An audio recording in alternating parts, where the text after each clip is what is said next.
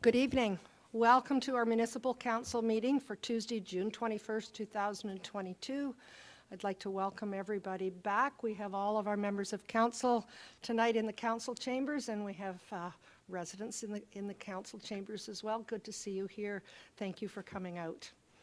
I'd like to call this meeting to order and ask if there are any declarations of interest. Seeing none, I will move to our land acknowledgement. The town of East Gwillimbury recognizes and acknowledges the lands originally used and occupied by the First Peoples of the Williams Treaty First Nations and other Indigenous peoples. And on behalf of Council, I thank them for sharing this land. We also acknowledge the Chippewas of Georgina Island First Nations as East Gwillimbury's closest First Nation community and recognize the unique relationship the Chippewas have with the lands and the waters of this territory. They are the water protectors and environmental stewards of these lands, and we join them in these responsibilities. Item D on our agenda is community announcements, and before I begin with our announcements, on behalf of council and staff, I extend condolences to our CAO, Tom Webster, and his family on the recent passing of his mother, Phyllis Webster. CAO Webster is absent this evening, and our Deputy CAO, Mark Ventrcek, will be presenting on his behalf. Today, June 21st, is National Indigenous Peoples Day, a day for all Canadians to recognize and celebrate the unique heritage, diverse cultures, and outstanding contributions of First Nations, Inuit, Métis people. This morning, to commemorate this day, a signature planter was presented at the Nokata Trailhead at Yonge Street. The planter, designed and created by artist Donald C. Chrétien, and the supporting interpretive signage done by Laurie Haig are perfect. Hearing Donald's version of the design and the meaning behind each element he incorporated was absolutely fascinating. Thank you to one and all who were involved in this significant project. Also, today I attended the Collision Conference in Toronto. This is a large technical conference drawing close to 35,000 people. I think everyone was there when I was. I was there to speak about the continued partnership with York University and the town of Georgina to deliver a 2-year business incubator accelerator pilot project to support entrepreneurs and support economic growth. I'd like to congratulate Queensville Public School on their 100th anniversary this past week. They had a wonderful crowd that were there, and they also had presentations from all of the children that are in the school. It was a delight to watch particularly the kindergartens. I enjoy them more than the others, but everybody was just spectacular. It was a wonderful evening.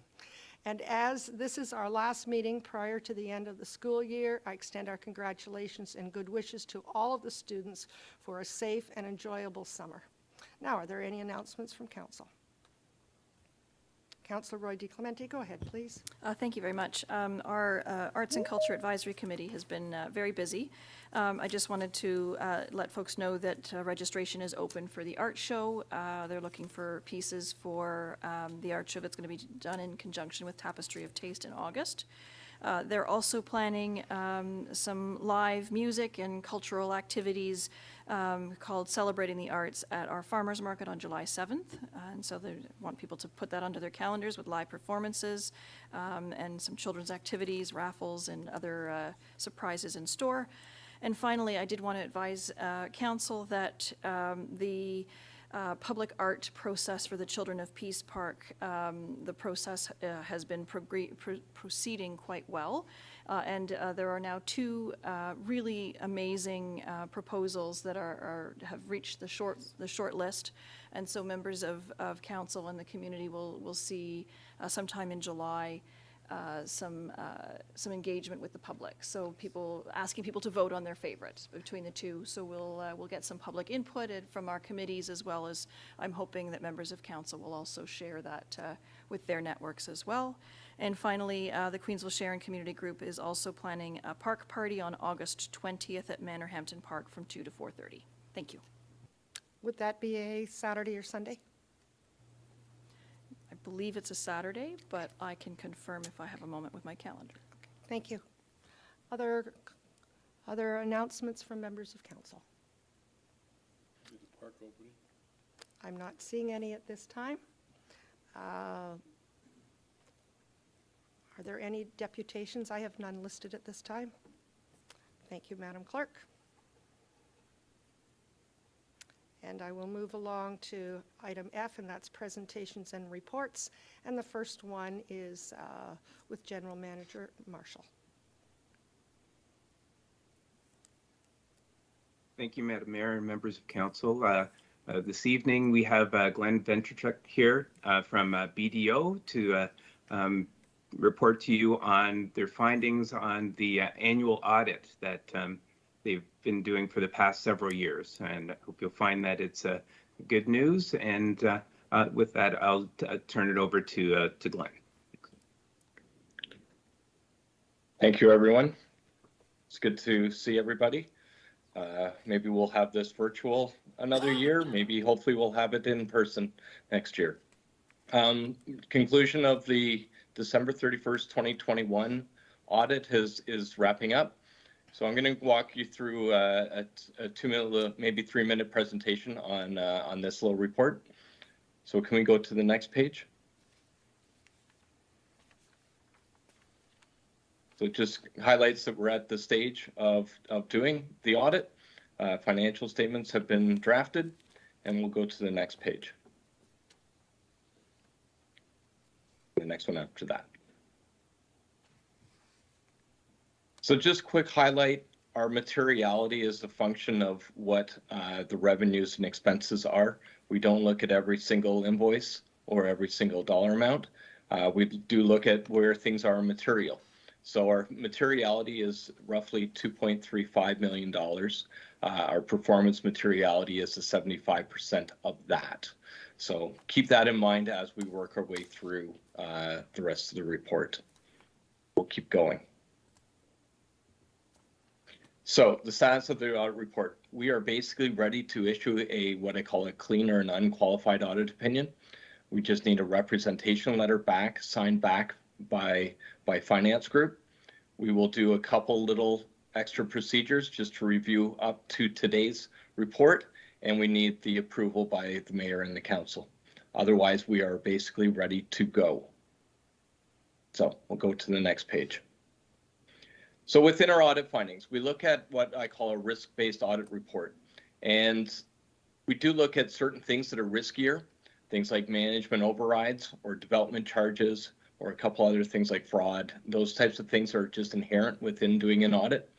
So we did not note any areas in any of these areas. So I did want to highlight that. Management overrides look like the work that's been performed is adequate. The development cost charges, those types of things, they're all within the parameters that we would expect.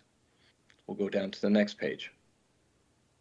If there are any internal control matters, we would address it as well. We would also address it with management and what we call it a management letter. That has been drafted. It's with management. We're finalizing whether there are points or not to include. But I did want to highlight that we did get full support from management.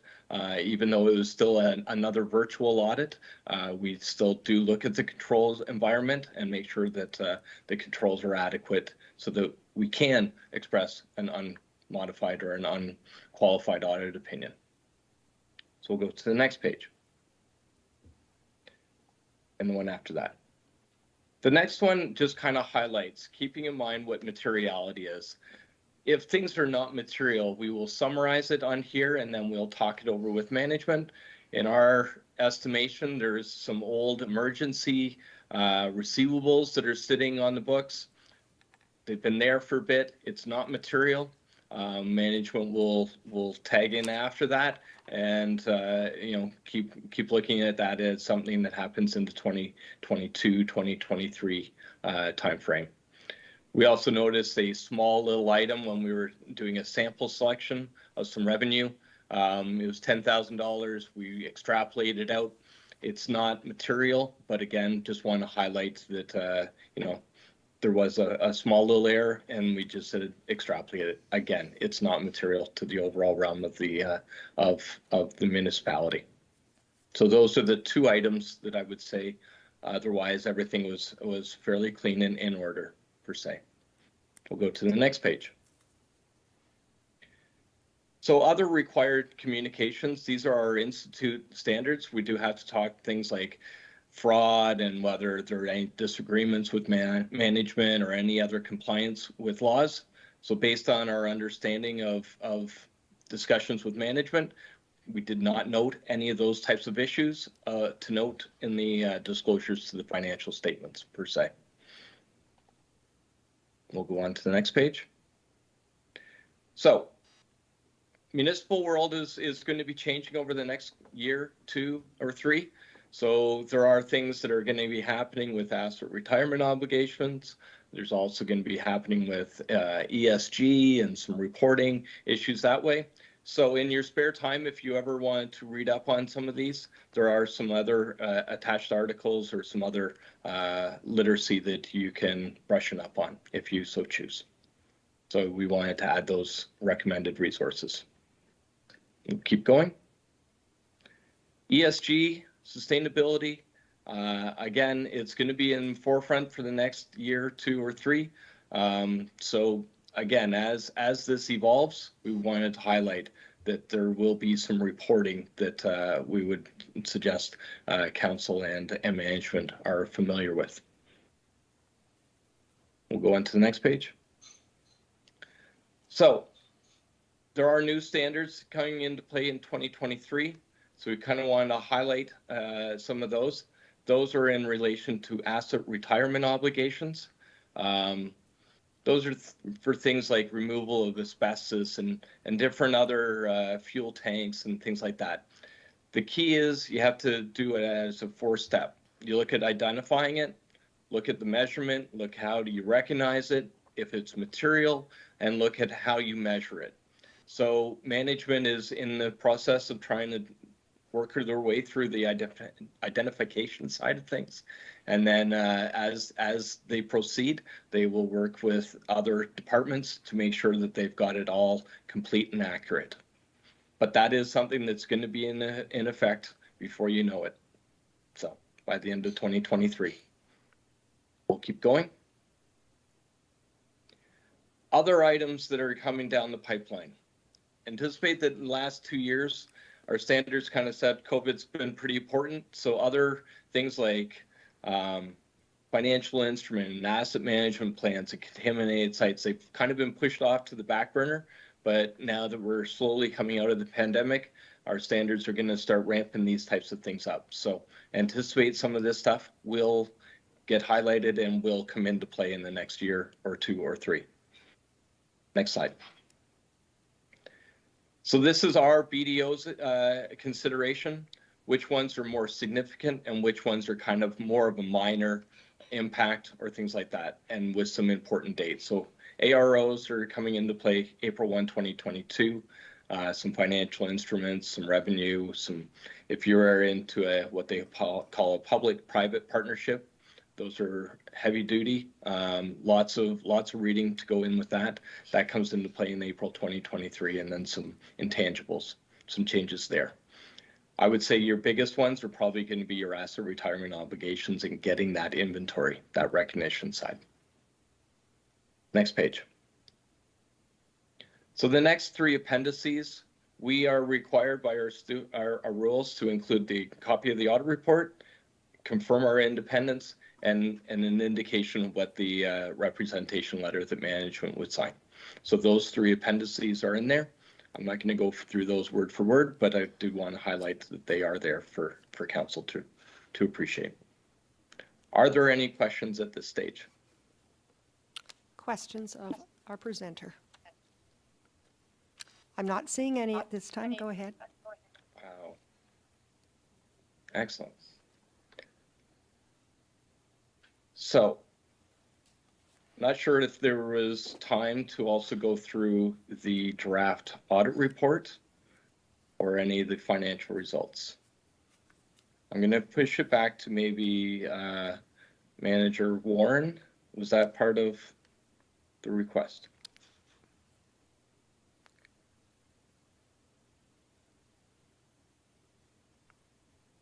Is General Manager Marshall there, please?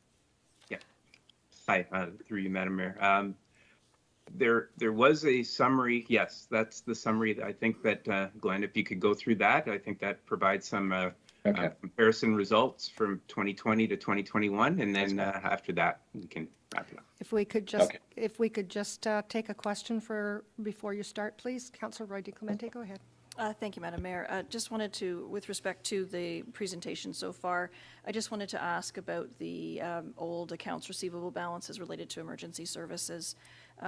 Obviously, it looks like it's some old collectibles. I'm just wondering what the status of that is, and if there are plans to try and address those on a go-forward basis. Through you, Madam Mayor. Thank you. So, Madam Mayor, maybe I can take that through you, Madam Mayor. Thank you. It is something that is on our work plan for 2022. They have been on outstanding for a few years. We're looking at them to see how collectible they are. We didn't want to remove them because then we wouldn't be able to collect them. So we wanted to make sure that they stayed on our radar screen. So now we'll have an opportunity to actually dig in to see whether we up our collection attempts, or we write it off, or we go to a collection agency or something like that. So that is the plan for 2022.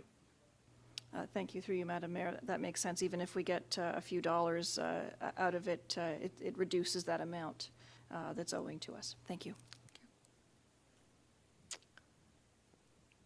If I can also just add, our take as auditors is be as critical. We assume that maybe there won't be anything collected. So that's why we said it's not material. We're not going to go into it any further. If you collect some, great, they'll reverse out. But we take the critical side on things on that one. Thank you. Are there any other questions before I quickly summarize on a few graphs on this report? I'm not seeing any questions. Go ahead, please. Great. So let's go to the second slide. Next one after this. These are an idea of how the municipality, through various table graphs, and how your accumulated surplus, which is in orange, has grown over steadily since 2017 up to now where we're at 2021. So the accumulated surplus is over $300 million, which is fantastic. Back in 2017, it was at 177. So the municipality has grown significantly over the time frame. Looking at the blue bars, those go over the revenues in comparison to the red ones, which highlight your expenses. Obviously, revenues can fluctuate because it will include things like grants and contributed assets and things like that.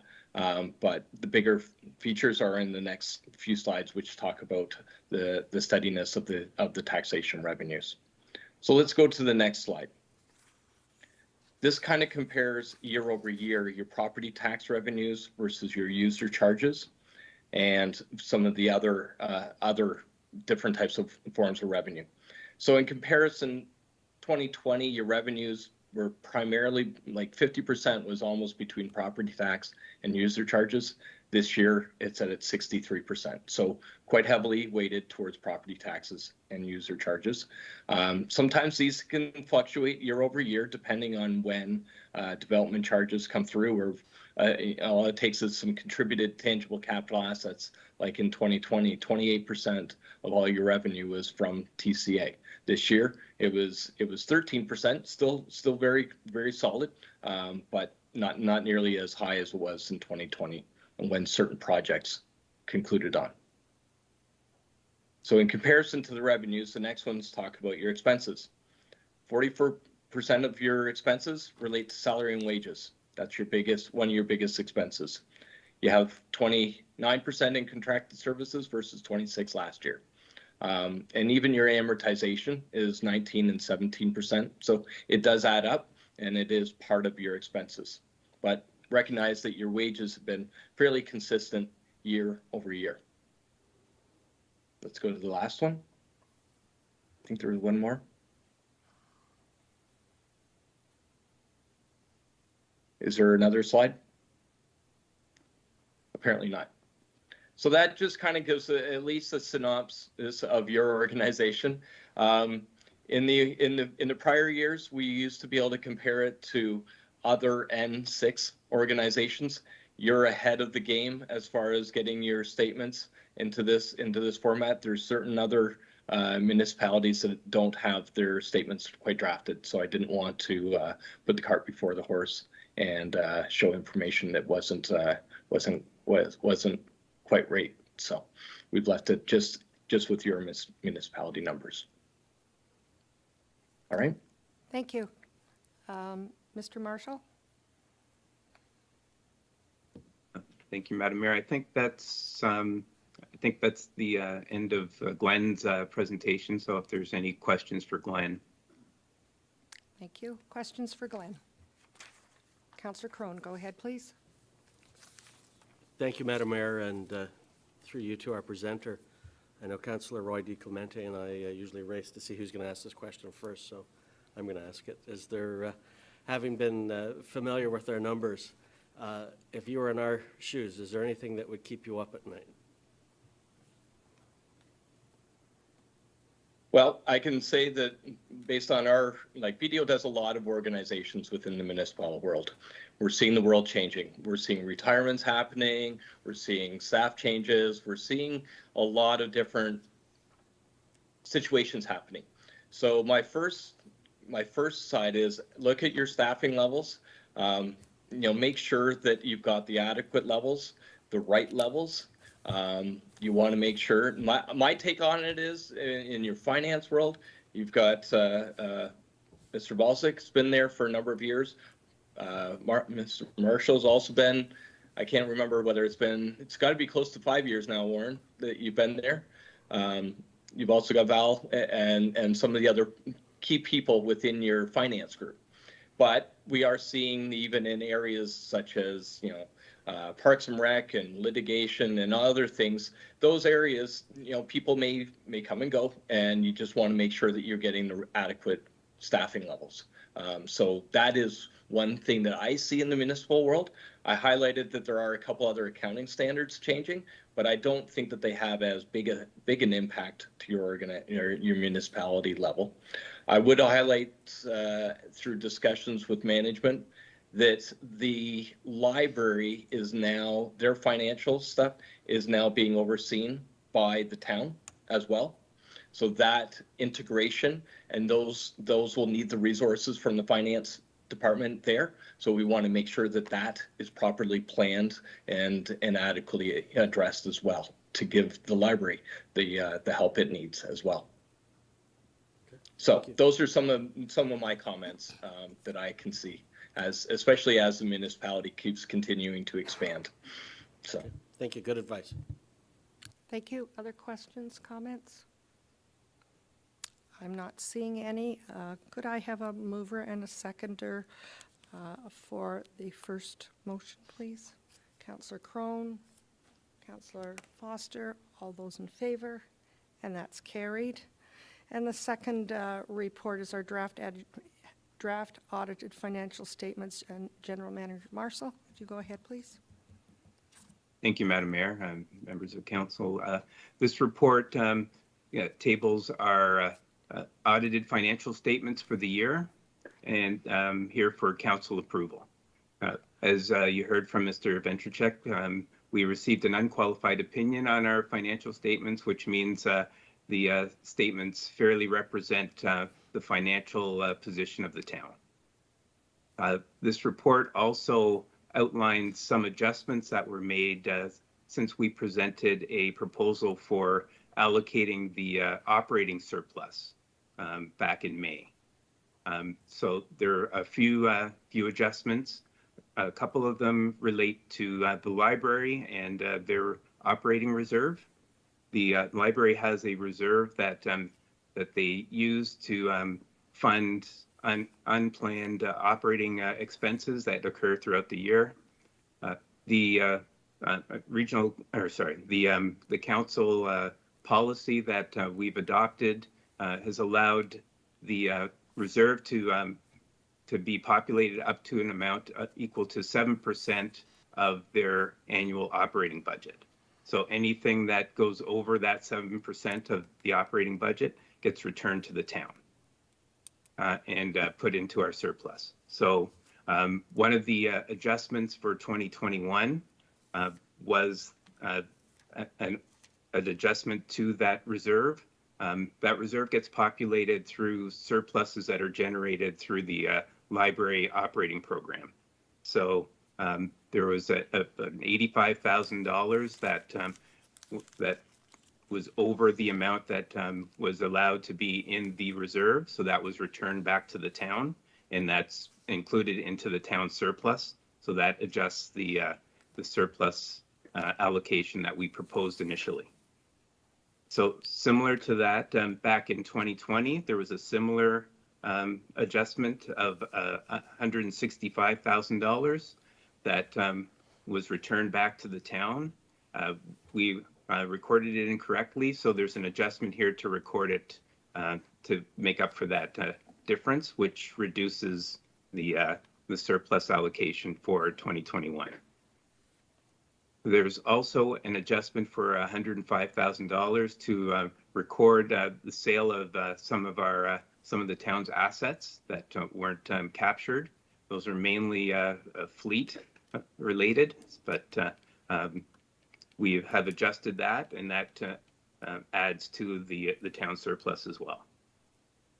Back in May, when we presented the proposed surplus allocation, we were directed to create a climate reserve for climate initiatives and use part of the surplus for 2021 to populate that reserve.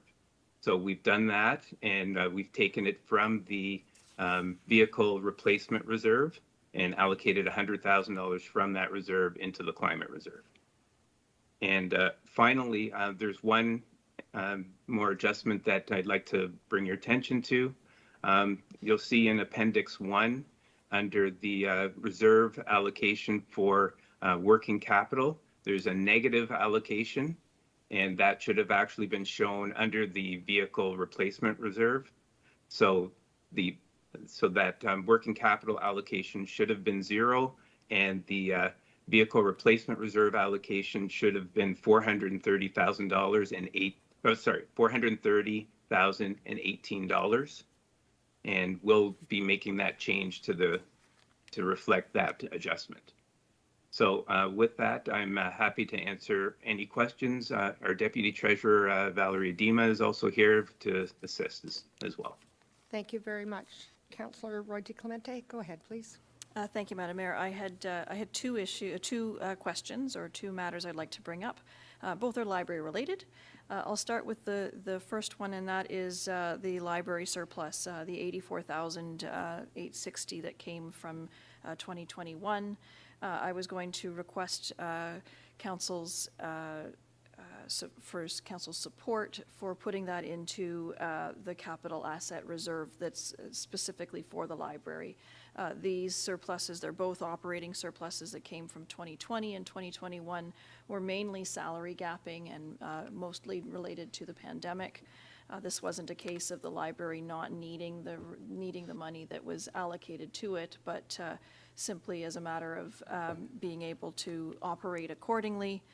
So I'm just hoping that council would consider allocating that almost $85,000 into a reserve that is earmarked for library purposes.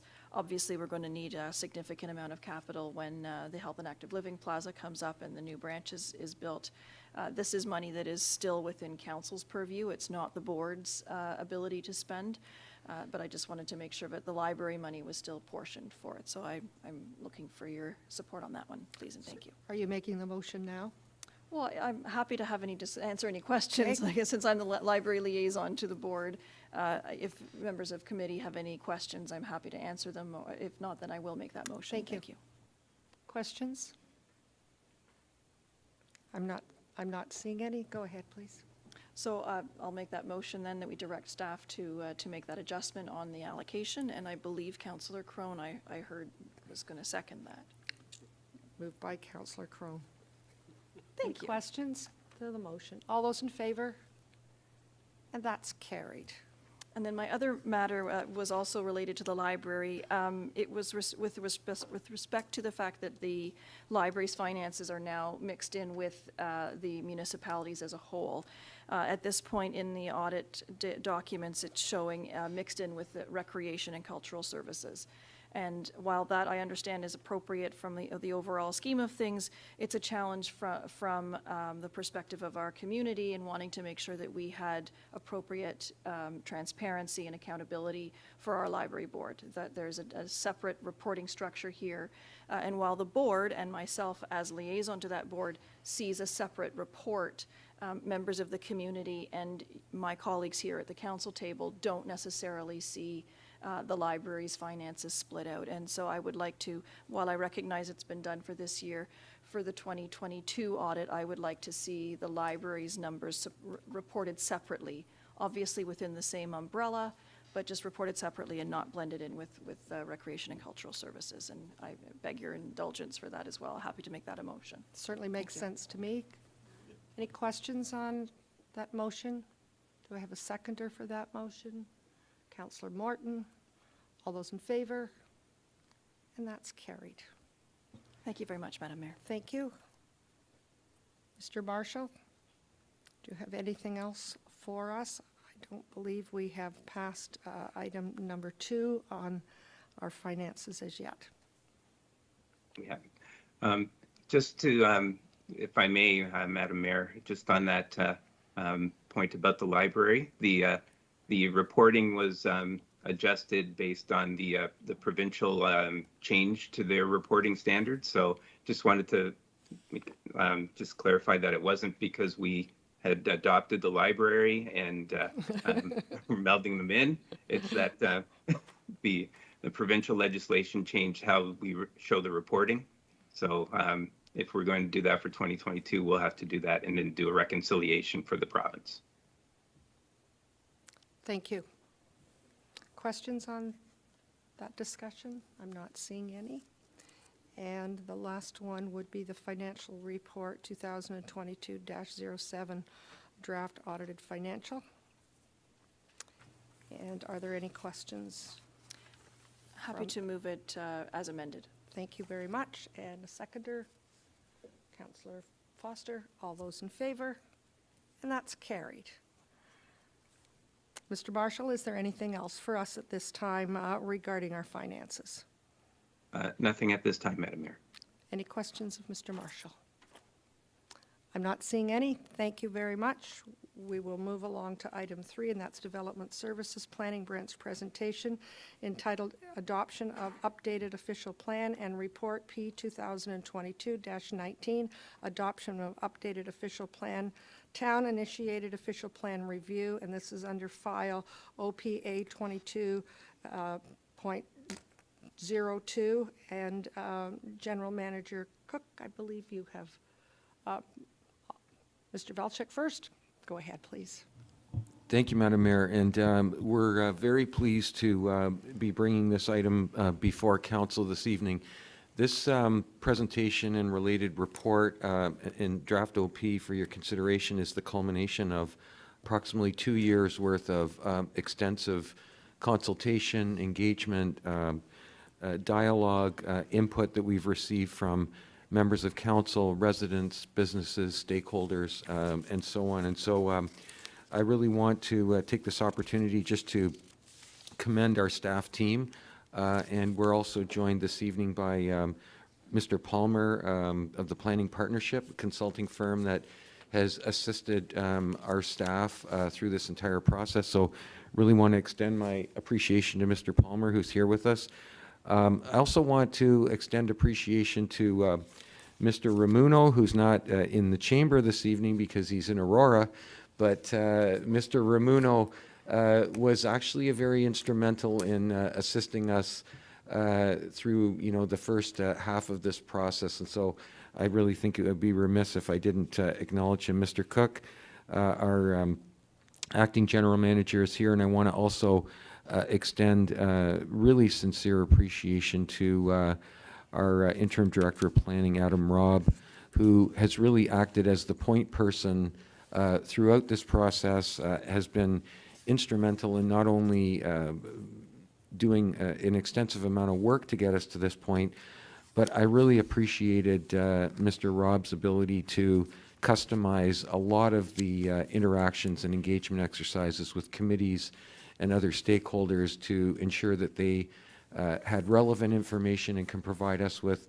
the very best input for consideration. And so, culmination of a lot of work this evening. I also want to advise that it's my understanding that East Gwillimbury is the first municipality in York Region to be bringing its draft OP to its council for adoption, and we're very proud of that. It's not because this process has been expedited, it's because we started this process very early and we've worked concurrently with the region. So although when this OP is considered and ultimately approved by council, it will still need to get regional consideration and approval, but because we've been working very closely with regional staff throughout the process, we expect that we will have conformity with the official plan at the regional level.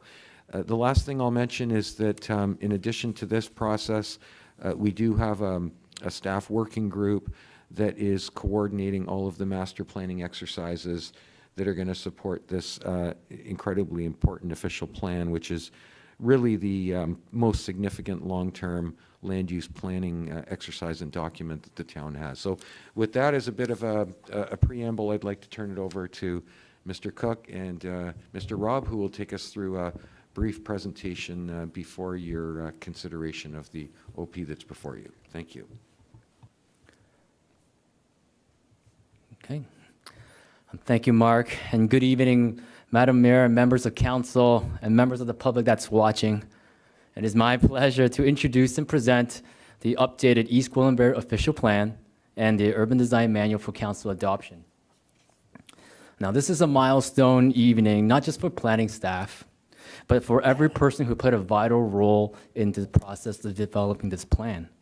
Now, this official plan was developed through many forms of media, consultation with this council, staff advisory committees, agencies, stakeholders, development industries, and members of the public. Staff also, Staff also consulted the Indigenous community by sharing information, requesting for comments, extended invitations to our open houses, to our official plan. What we did was that we listened to those comments and we provided land acknowledgement included in our official plan. And to get to this point, with the finalized version of the official plan and urban design manual, it's a big win for everyone who took the time to get involved and to shape the vision for this town. As Mark indicated, over the last 2 years, there's been a lot of good discussions. And I believe this plan that we have here in front of us tonight has done an excellent job of balancing those interests. Not only does it conform to the Planning Act, Growth Plan, Provision Policies, Greenbelt Plan, and the Oak Ridge Moraine Plan, and other provincial legislation, this plan reflects the most recent York Region official plan, which was just adopted by Committee of the Whole last Thursday. And what this plan accomplishes is that it empowers the town to guide the future of East Gwillimbury to the year 2051. A vision document that allows East Gwillimbury to build a successful community that encompasses a sustainable community that will balance sustainable development while protecting 83% of the green space, a complete community that has diverse housing options and goods and services, a healthy community with active transportation that encourages walkability for a 15-minute concept, high-quality community that has compatible designs, heritage, and an urban design directed, and also a financial responsible community that to ensure growth will match with the infrastructure needs. Now, this adoption of this plan is only the beginning. There's more work to be done for sure in front of secondary plans, community design plans, and other planning policies to implement the goals and objectives we set out here. But I can say that I'm proud to have this finalization of this plan and the urban design manual that has considered all comments received, and all comments from York Region and the LSRCAs has been addressed on this plan. And with that said, I'm here is Adam Robb, our Director of Planning, to provide more details on this updated official plan. Yeah.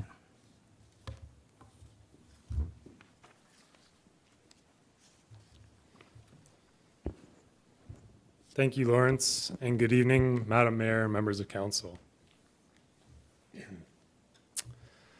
This slide provides a summary of the updated official plan and the urban design manual. And while we know you're all familiar with these details already, based on the previous workshops, meetings, and presentations that we've been held over the course of the project, we just wanted to again provide a high-level overview of some of the key enhancements that have been made here together.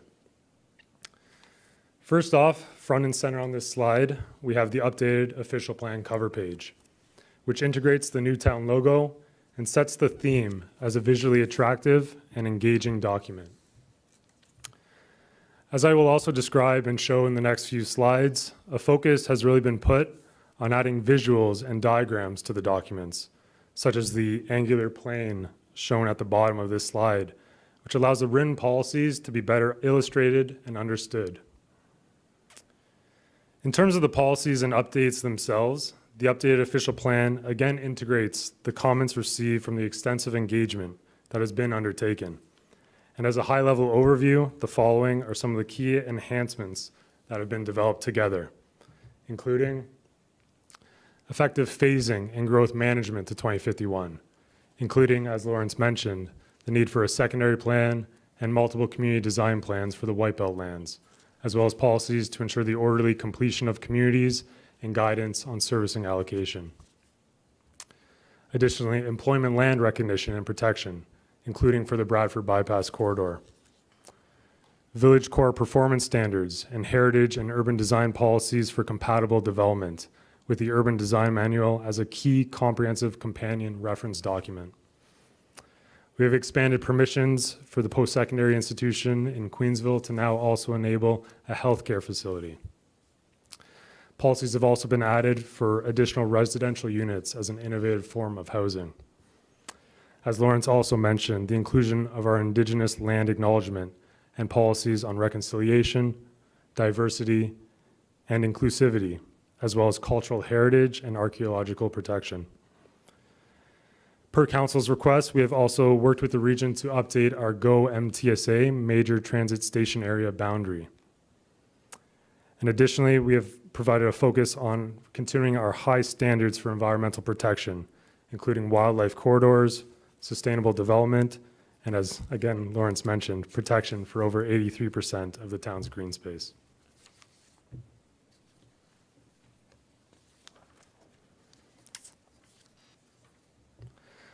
Looking now to the new visuals and formatting of the official plan, we have added chapter covers and breaks and introduced visually appealing text transitions. For the screenshot specifically on the right-hand side, we also want to again point out the text and policies on the Indigenous land acknowledgement as part of the official plan's first chapter section, which sets the tone for the document as being committed to reconciliation and diversity and inclusion.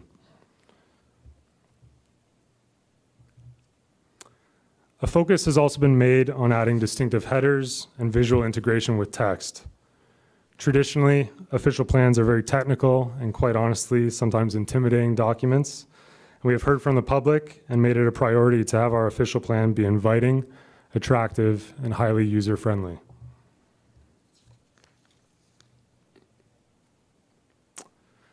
In concluding, this project has been extremely rewarding to work on, and the updated official plan and urban design manual truly represent good planning in partnership with a variety of stakeholders that have collaboratively built these documents as a comprehensive framework to 2051.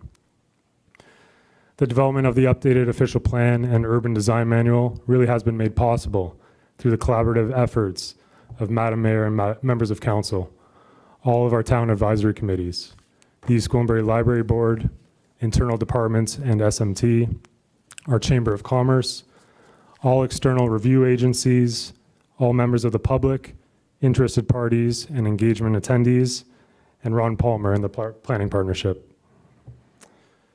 In terms of next steps, endorsement of the Urban Design Manual allows the non-statutory document to begin being referenced immediately. For the OP, adoption of the updated official plan will then require it to be forwarded to the region for approval, with the town's current official plan remaining in effect until that time. And with that, I just want to say thank you again. It really has been a great pleasure and privilege to work together with so many people and organizations on this project, and I truly thank everyone for their involvement. Thank you. Thank you very much. Questions?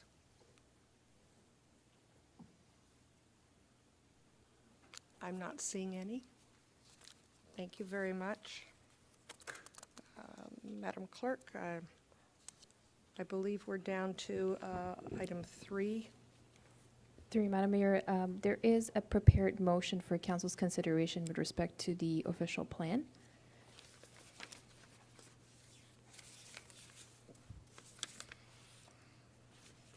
I can pull that up onto the screen before you. Thank you. just, I've got you- papers here. No worries. Just bear with me for a moment and Thank I you. will bring that up. Councillor Roy DiClemente, go ahead. Thank you, Madam Mayor.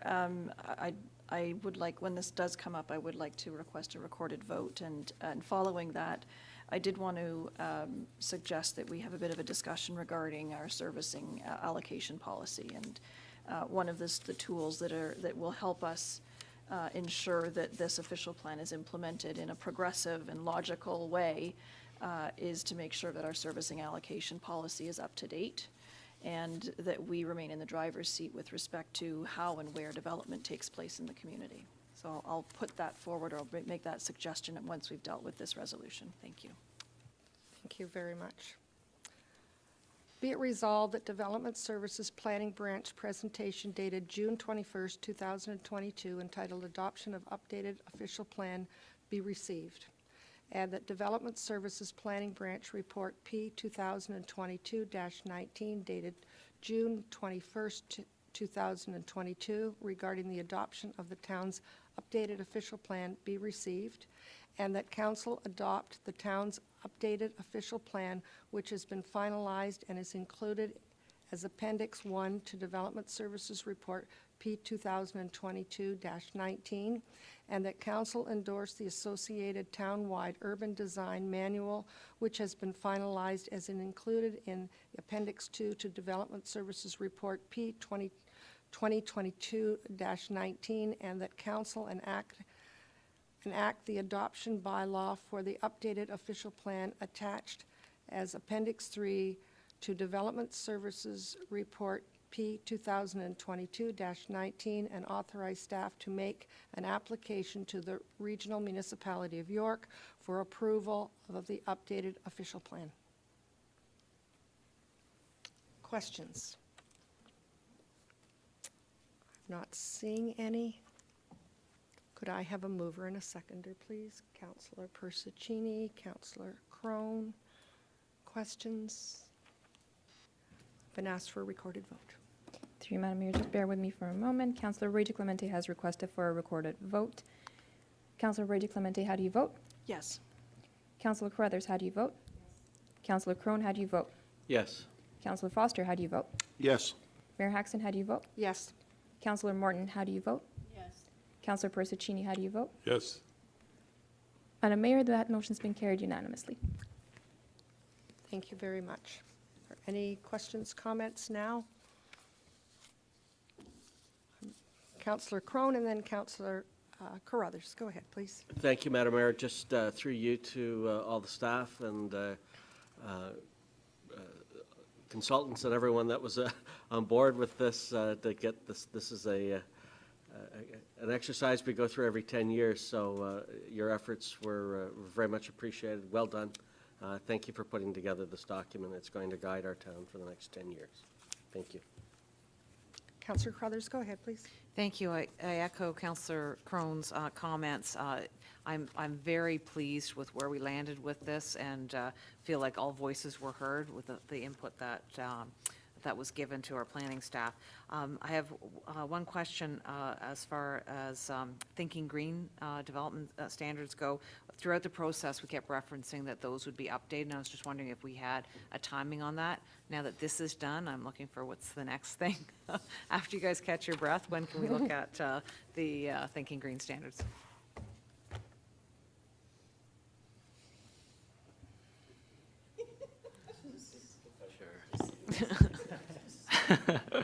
Yes, through you, Madam Mayor.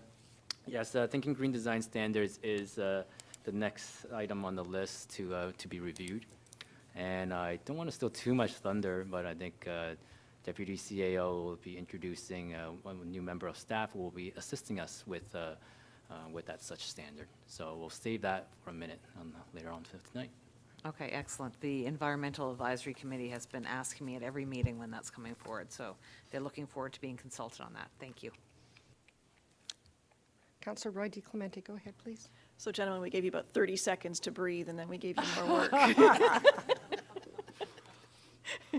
I did want to comment, when I joined this council, our official plan touted the fact that we were going to be 70% green. And through this process, we've increased that significantly. And for me, this official plan reflects responsible growth, a logical progression that will continue to make sure that EG is an appealing and attractive community. And I wanted to thank our staff and Mr. Palmer for communicating our vision and bringing that to life. And I know that Mr. Rob and I spent literally hours on Zoom going through this document, and so I wanted to acknowledge the efforts that our staff have put forward tonight, over the past several months. But thank you very much. Thank you. Other questions, comments? I'll just certainly echo the comments that have already been made. Thank you very much, staff. I think you were thrown into something very early in the game, and you certainly rose to the challenge, and I want to thank you very much. This is really just the beginning. It's the beginning of what East Gwillimbury can and will look like in the coming years, and listening to our public and listening to our families that are out there. This is the kind of East Gwillimbury they want to live in. So thank you very much for all your hard work. I know that it wasn't a few evenings, it was probably very many, and you can tell by the response here tonight that it's unanimous, and you did a terrific job. So be rest assured that you delivered exactly what we had expected. Thank you very much. Mr. Ventrcek, did you have any questions or more comments? Nothing further, and thank you for the very positive feedback to staff. Greatly appreciated. Thank you. Thank you. Councillor Roy DeClemente, go ahead, please. Thank you. I had mentioned earlier on that I wanted to address the matter of our servicing allocation policy, and that really comes down to, once we have this plan, ensuring that we remain in the driver's seat and making sure that we don't end up with pockets of applications that have servicing that aren't linked to the rest of our community. And so we want to make sure that there's that logical progression. And so I've sent it to the clerk, but I was going to put forward that council directs staff to update the town's servicing allocation policy to ensure appropriate phasing is implemented, and that development applications are considered when they include an implementable servicing strategy. i.e., if you don't have allocation, try not to come to us and ask to build. Yes. And if that's appropriate for this evening, that's fine. I'm happy to move it, or if it needs to be a notice of motion for later, that's okay too. Certainly moves us in a little different direction. I wonder if people want to think about it and come back in another meeting. That certainly is clear, and those that would like a copy, I'm sure that you could provide that for them as well through staff and the screen. Am I reading some nods to say bring it back for our next meeting? I'm reading the nods, if that's okay with you. Absolutely fine, thank you. Great, thank you very much. Madam Clerk? Through you, Madam Mayor, so I'm taking it this is a notice of motion being placed on today's meeting minutes, and subsequent to this, staff will place this as a motion for council's consideration at the next meeting in July. Yes. Okay. Thank you. Any other business before I move along? I'm not seeing any. Based on my pages, I'm on item G at this point.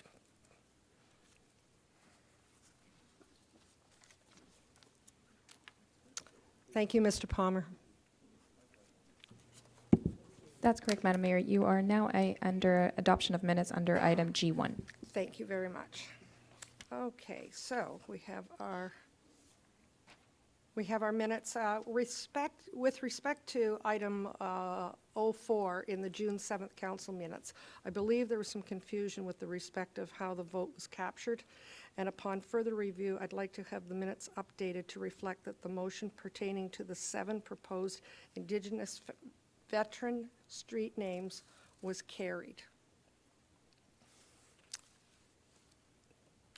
Does that, I'm looking for a nod. I think there was some confusion, and I just wanted to make sure that as long as I have agreement.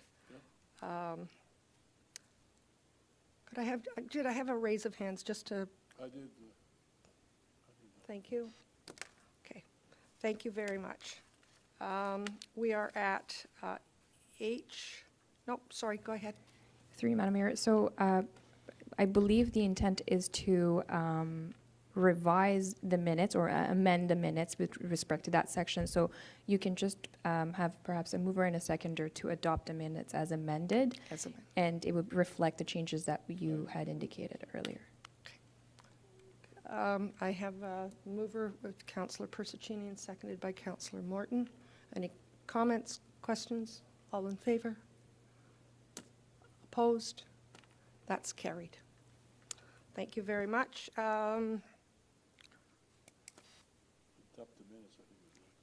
I have a motion, I would like a motion be it resolved that council adopt the council minutes from the meeting held on June 7th, 2022. We've already moved that one.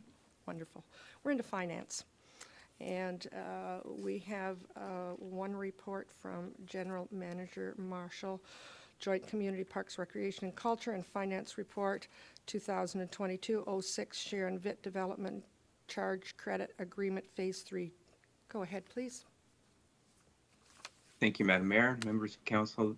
This is our standard report that we bring to council with respect to development charge credit agreements. We're looking to enter into an agreement with Sharonvit to provide a trail in Parkette at the, around Murrell and Manorhampton in Sharon. The cost of the works are approximately $250,000. Which the developer would be constructing and receive reimbursement through credits when they apply for building permit issuance. I'm under the understanding that the construction of the works would start in the summer and be completed late summer to early fall. General Manager Karmazin's here to correct me if I'm incorrect with that, but I'm happy to answer any questions regarding this. Thank you. Questions? Councillor Roy DiClemente, go ahead, please. I just wanted to move it because it's been long overdue having this piece of the puzzle completed in the community. I did also want to provide an advisement that there is about a quarter of my backyard on Appendix 1 showing, but I don't have an interest to declare because it's the back half of my property, and there's no. I did want to advise you though that it is showing there. So anyway, long overdue work to be done in our community. Happy to move it, Madam Mayor. Thank you. And do I have a seconder? Councillor Foster. All those in favor? And that's carried. Is there anything else, Mr. Marshall, at this time? Nothing at this time, Madam Mayor. Thank you very much. Development Services. And Mr. Cook, do you have any updates on item number 1? Yes, through you, Madam Mayor. The first item for Development Services is a memo to council with regards to a non-residential development by the Rice Group at the southwest corner of Mount Albert Road and Woodbine Avenue. Throughout the last few council meetings, council has been in discussion on our land use matters. This memo on the agenda tonight provides council with an overview of what has been submitted at the site plan level. Now, this memo highlights the key aspects of the proposal, and we have the applicant here tonight who will make a presentation and answer any questions related to the site plan applications. So with your permission, Madam Mayor, I would give the floor to our presenter from the Rice Commercial Group. Thank you very much. Thank you, Lawrence. Good evening, Mayor Haxton, members of council and staff. My name is Arthi Thaya, and I'm the development manager at Rice Commercial Group on behalf of the property owners of 18574 and 18818 Woodbine Avenue, Green Lane North Realty Inc., and Green Lane Northeast GP Limited. I would like to extend my thank yous to staff for the review of our site plan application and the opportunity to provide more details regarding the design of our proposed development tonight. It has been a great pleasure working with council and town staff on refining the design details of our site, and we look forward to continuing to work together. Next slide, please.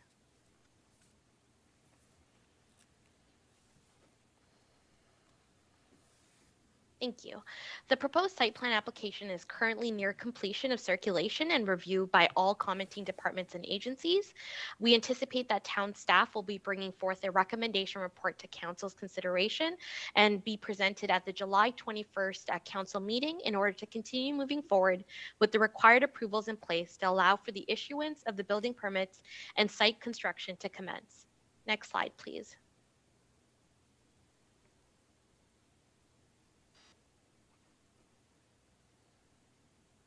The first phase of our proposed development will be occupied by Loblaw, Canada's food and pharmacy leader and the nation's largest retailer.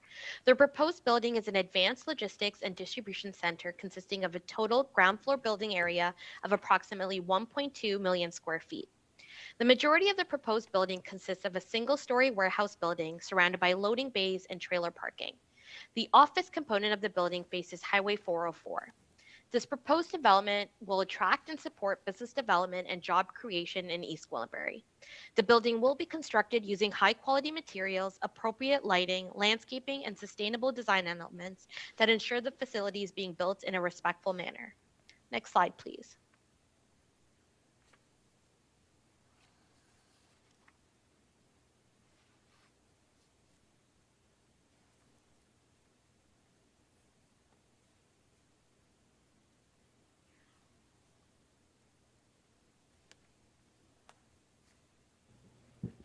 Through My Madam Mayor. apologies. I'm not too sure if there's a delay on my end, but if we can move on to the next slide, please. Through you, Madam Mayor, to the presenter, we are currently on a slide entitled Site Plan Details. Okay, perfect. I see it on my end now. Thank you so much. We are proposing the food distribution center will consist of perishable and frozen components as well as an ambient component. The facility will be operating on a 24/7 schedule with the assumption of 2 shifts consisting of 500 to 600 employees.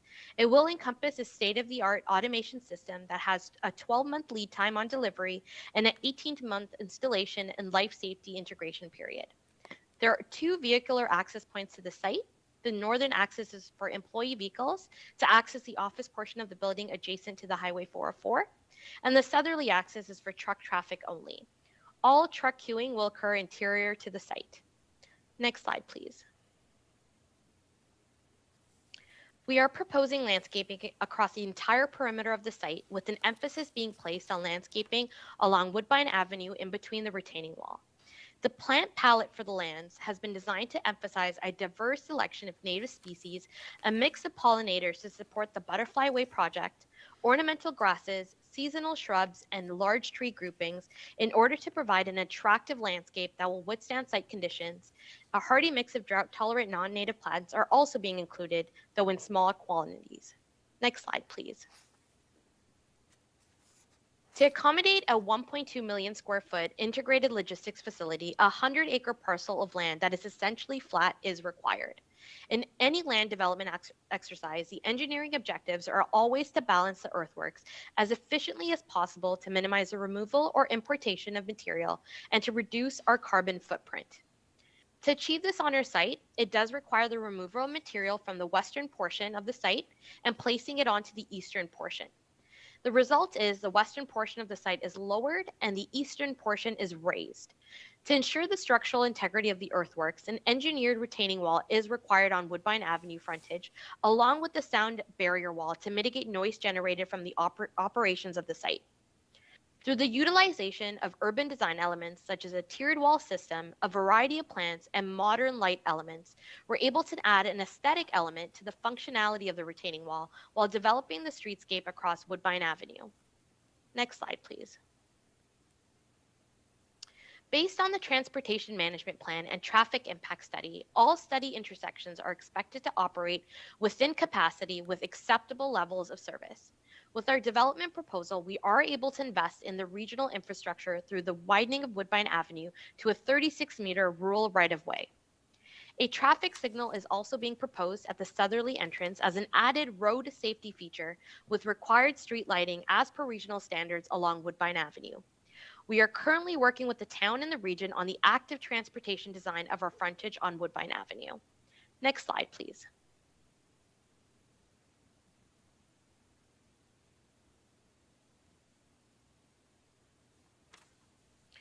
Through the discussions with the town's CPRC and the Heritage Advisory Committee, we are engaged in the process of documenting, salvaging, and commemorating the heritage of the Lepard House and Pinder Farm. We have come to an agreement with both parties that an accessible parquet housing the commemorative plaque will be provided.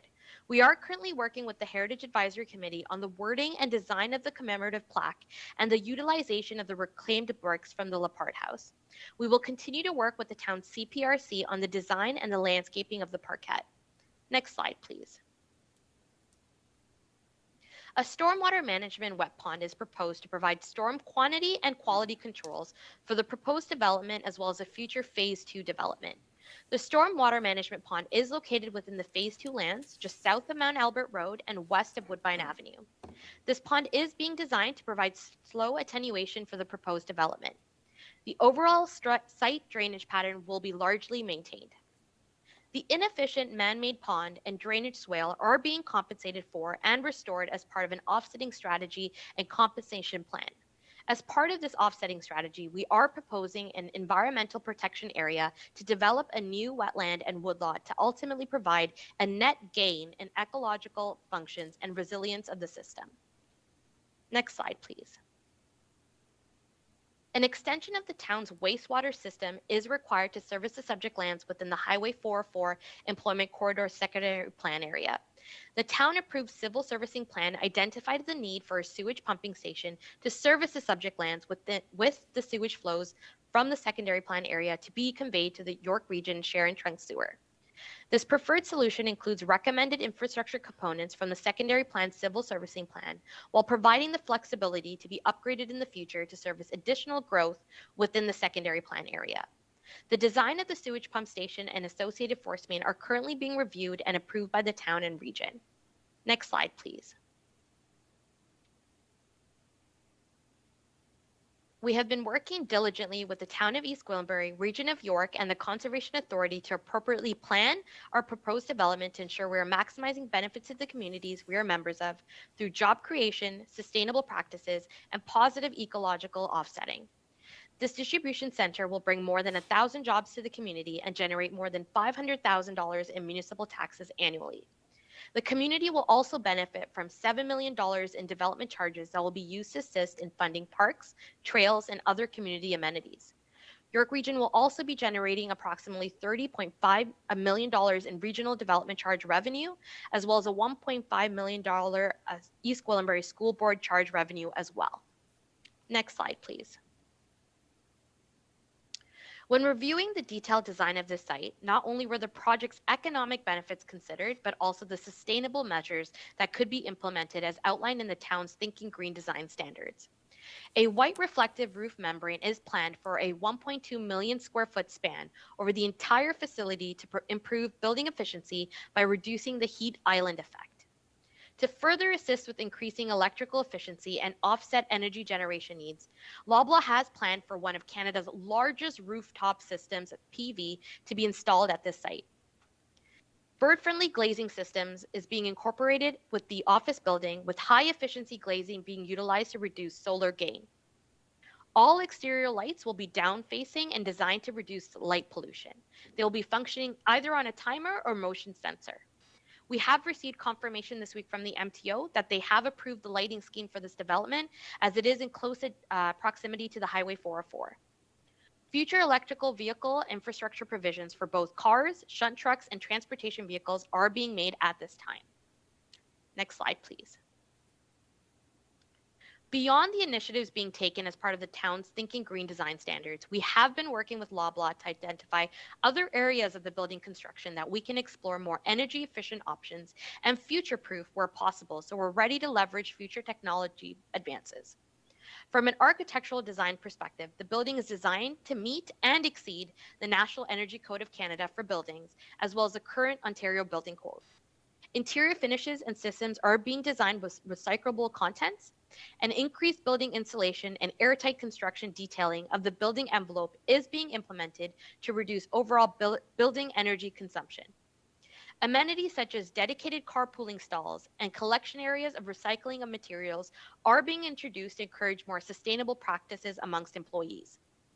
Coupled with mechanical efficiency efforts such as introducing an energy recovering ventilation unit to temper outside air in the ambient warehouse and office, and a high efficiency domestic hot water system, the building's energy is being managed to oversee the controls of all mechanical, electrical, fire protection, yard, and refrigeration systems.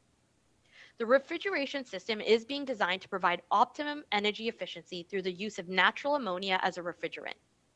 Natural ammonia refrigerant offers 3 distinct advantages over other commonly used industrial refrigerants.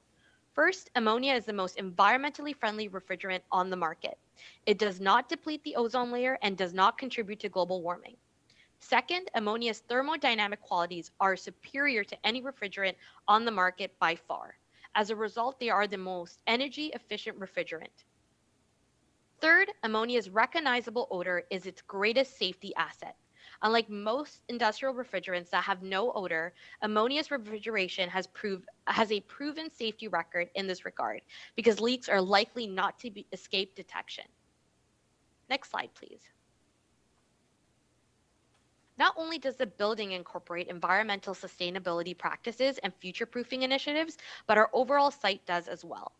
Clean runoff from the building's rooftops will be collected and piped to an open bottom chamber.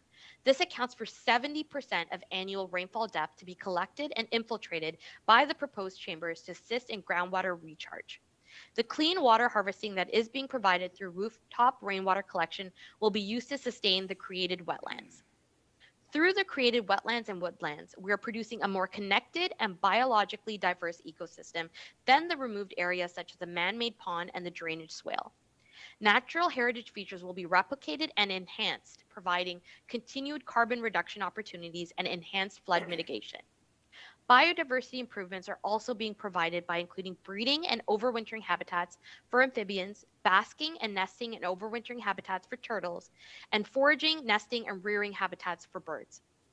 In addition to compensating the removed woodlands at a 2-to-1 ratio, trees will be planted in the northern portion of the site, on the back slopes of the stormwater management block, and in the southlands. Shrubs and tree cover will provide shade and leaf litter that will serve to regulate wetland temperature and provide shelter sites and potential terrestrial overwintering habitats. To drive improvements in the watershed stormwater management facility, phosphorus removal techniques such as treatment train methods, including underground storage, stormwater management wet ponds, and constructed wetlands were applied to create an overall phosphorus removal efficiency of 93%. In order to meet the LSRCA's phosphorus offsetting policies of zero export target for post-development phosphorus loadings, and offsite compensation using cash in lieu of $450,000 is being provided. Next slide, please. As Canada's food and pharmacy leader, Loblaw plays an important role in bringing about positive environmental and social change, both nationally and in the communities they serve. Loblaw aspires to lead this change where it matters most, and are proud to share with their stakeholders and council the actions they are taking to address some of the pressing challenges facing Canadians and their businesses. In the 15th annual report, they provide both a retrospective look at efforts to date and introduce new goals for the years to come, keeping them accountable and focused on the issues that matter most to their company, stakeholders, and the communities they are involved in. This includes determining sustainable solutions to material, environmental, social, and governance risks and opportunities, establishing measurable targets, and ensuring transparent disclosure, proactive stakeholder engagement, and robust governance practices. If you're looking for an overview of the many things Loblaw is doing to deliver on their purpose to help Canadians live life well, please refer to their just released 15th annual ESG report. We encourage everyone to read the report because it covers a lot of ground on Loblaw's environmental, social, and governance commitments. However, there are the top 5 things I believe that you should know. Next slide, please.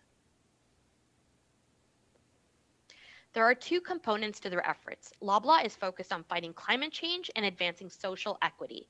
Both of these are generational challenges that will require individual and corporate action to solve, and as a family business, they can take a long-term perspective on both. They are still focused on carbon reduction. You might have heard that Loblaw achieved their carbon reduction targets they set for themselves back in 2016, well ahead of schedule. So they are setting new goals. Now, Loblaw plans to achieve net zero emissions for their own enterprise footprint by 2040 and net zero by 2050 for emissions, which includes those generated by suppliers. This is a very big deal. They hate waste. That both includes food waste and plastic waste.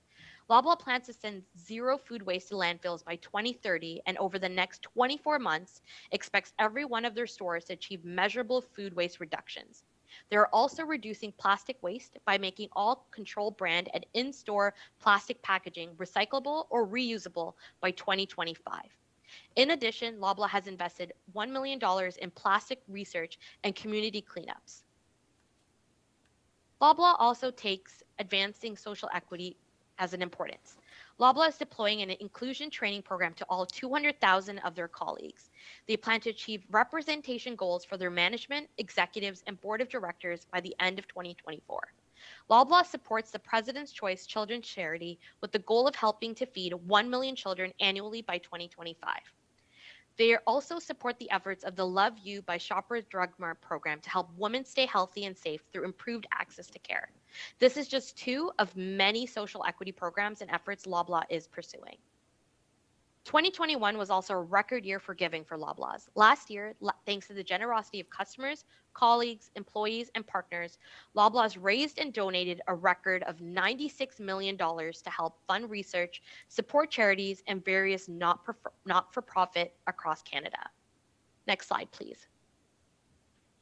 We thank Council and staff for their time this evening and all their cumulative efforts regarding this proposed development. We are very excited to bring online, with the town and region's support, the largest employment development project in Canada's fastest growing municipality. Thank you. Thank you very much. What a wonderful presentation. It checked about 4 boxes for me, and I'm sure I was seeing other members of council, both on my right and left, checking off boxes as well. Very complete, thank you. Are there any questions that weren't answered? Councillor Carruthers, go ahead, please. Thank you. As Madam Mayor says, so many boxes were checked. Thank you so much for this presentation. It really showed us how much Loblaw can do, and I really appreciate that. With the turtle habitat, I'm thinking about the significant increase in traffic that this site will generate, and I think about the issues that we have in Holland Landing with the turtles crossing the road, and Woodbine is not some place where you can just stop if a turtle's crossing the road. So I'm wondering, not just for the turtles, but other animals and amphibians that are trying to cross the road, if any thought has been given to road ecology, if we're going to be, if there's some work going to be done on that road, if we can be looking at putting in, I think they put pipes underneath so that some of these animals can get across the road without getting squished. So just wondering if there's any thought to that. Through you, Madam Mayor, I can definitely answer that. So some thought has been put in terms of amphibian and turtle habitats, and also where they would be coming from and where they would be nesting. So some of the thoughts our ecologist has put towards the site is that we'd be creating a habitat that would allow them to stay there, which includes them to breed and overwinter. Right now, the man-made pond that exists, as well as the drainage swale, doesn't provide that opportunity.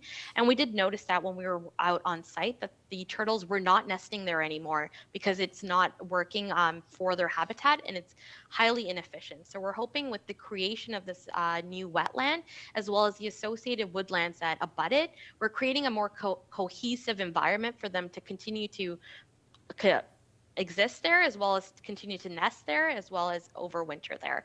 We're hoping because it is on the northern portion of our site, once they do make their way there, they'll be able to stay there and avoid crossing the roads. I'm sure, as you're aware, as you travel on the roads yourself, there's often animals that do cross, and those are unavoidable. But we're hoping with the inclusion of this great wetland and woodlot feature that it becomes a more diverse ecosystem on the site, and that amphibians, turtles, and other species do end up staying in this habitat, and it becomes a more diverse ecosystem that's very well connected. So animals do need to go beyond that one little square, so they will be crossing the road, and there will be more trucks on the road. So I appreciate everything that you've said, but I think that some thought has to be put into how we can protect those animals that are crossing the road. The Environmental Advisory Committee had a great report from, I think it was Road Ecology Ontario, it was the name of the group, and there's some very fantastic low-cost things that can be done with roads to ensure that we're protecting the different species within our municipality. So I would love to see something more done with that. I don't think that it's enough to think that if they can get across the road the first time that they'll stay there. I think we need to do a little bit more with the huge increase in traffic that we're going to be seeing on this site. Thank you, I appreciate that. Other questions, comments? Councillor Crone, go ahead, please. Thank you, Madam Mayor, and through you to, I think, to our staff.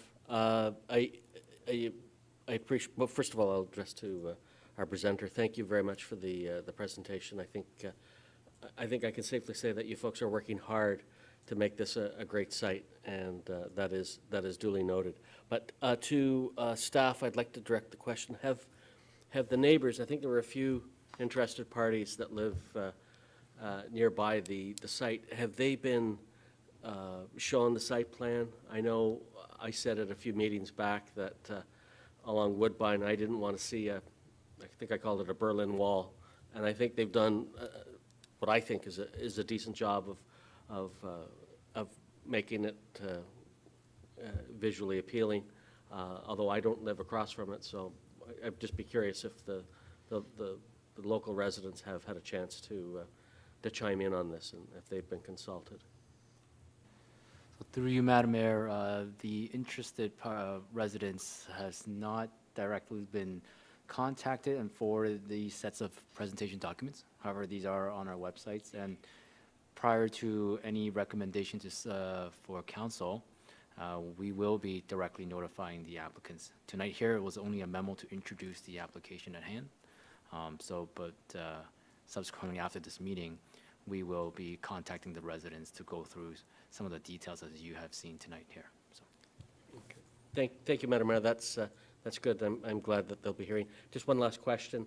I know because we're doing some, Loblaws will be doing some nice landscaping here. Has CPRC commented on this as well? Through you, Madam Mayor, we have circulated this application to our Parks Department, and they have had a chance to review the proposed retaining wall and landscape features along Woodbine. And they will provide further comments back to the applicant for their consideration. But overall, they do like what they're seeing in principle, but subject to some technical details that they would like to for the applicant's consideration. Good, thank you. Thank you very much. Councillor Roy DiClemente. Thank you, Madam Mayor. Through you to Ms. Thaya, thank you so much for your presentation this evening. During some of our discussions with the applicant and the proponent, I had asked for some details on the environmental initiatives that their tenant was going to be implementing, and I'm delighted to see that a great deal of thought has gone into this, and one of the country's largest solar panel installations certainly will go a long way towards addressing some of those concerns. For me, the net gain to the environment with this application in the long run is important, and I can share that members of the community have certainly, as I've been out and about, have certainly been engaging with me and asking questions about how many entrances and can I get a job there? And so the community as well as this council are supportive of what's happening, and they're excited to meet their new neighbors. So I just wanted to share that with the folks here and to thank Ms. Daya for her presentation. Thank you. Thank you. Councillor Persicini, go ahead, please. Thank you, Madam Mayor. I just want to express my personal opinion. This is, once we got all the ducks in order and everything's approved, this is a big deal for us. This is a real big deal for us and the community. This is the biggest thing ever that's come in our area. We should be really proud and supportive as much as we can, once we get everything in order with our staff. I'm really proud that they're actually coming into our area, and I want to thank everyone involved. This is going to be a big thing for us. So thank you to the presenter. Thank you. Any other comments, questions? I'm not seeing any at this time. Just again, a thank you for all the detail that you have given us tonight. As Councillor Roy DeClemente has said, people are talking about it, so you go into the recreation center or whatever, and they're asking all kinds of questions. And I had about 7 or 8 that I couldn't answer, and I sure wasn't going to make up an answer along the way. And I can tell you that I have those answers now and continue to share with the community and ask them to share with their friends as well, because the more the residents know about it, the more supportive they are in what's happening in our community. So thank you very much appreciated. With that, I'm not seeing any other questions. Could I have a mover and a seconder for Councillor Persicini, Councillor Foster? All those in favor? And that's carried. Thank you very much.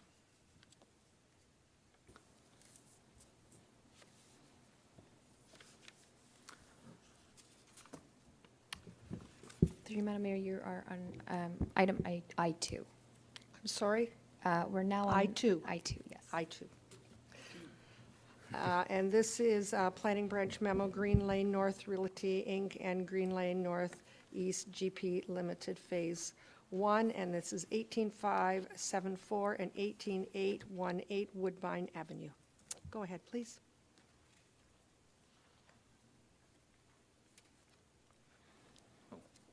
I believe that was just the presentation that we just had. No? Mr. Ventrcek, go ahead, please. Madam Mayor, what we've done is we had the presentation from the applicant, which was a very comprehensive, very good presentation. This memo is simply presented to you this evening just to give you some advance notice that in the meeting in July, staff will be bringing forward their report with recommendations in relation to the site plan. Because that July timeframe is time sensitive for consideration and approval of the site plan, and because it's so significant, staff simply wanted to provide this memo for your information this evening. Normally we would come forward with the site plan report and recommendations, and if you had questions, we would come back at a future date. But because we want to be ready and ideally get your support in July, we wanted to give you this memo so you have information, and we've taken some very good feedback from you this evening. If you have any other feedback that you'd like staff to consider before they bring the report back in July, please reach out to myself or Mr. Webster or the Development Services team, and we'll be happy to try and consider anything that Council deems important when we bring that back for your consideration in July. So this is really just for your information this evening. Thank you. Thank you. That makes sense. There's a lot to absorb. Thank you very much. Should I have a mover and a seconder for this as well? Councillor Roy DeClemente, Councillor Crone, all those in favor, and that's carried. And we're down to temporary use zoning bylaw. So the third item from Development Services is a temporary use zoning bylaw amendment and a site plan application. This is to legalize an existing structure as a garden suite for a period for 20 years. Staff has no concerns of legalizing this building for residential use. The placement and scale of this garden suite is suitable and appropriate and aligns with the town's direction on providing more housing options. Happy to answer any questions related to this item. Are there questions? I'm not seeing any. Thank you. Moved by Councillor Persichini, seconded by Councillor Crone. All those in favor? And that's carried.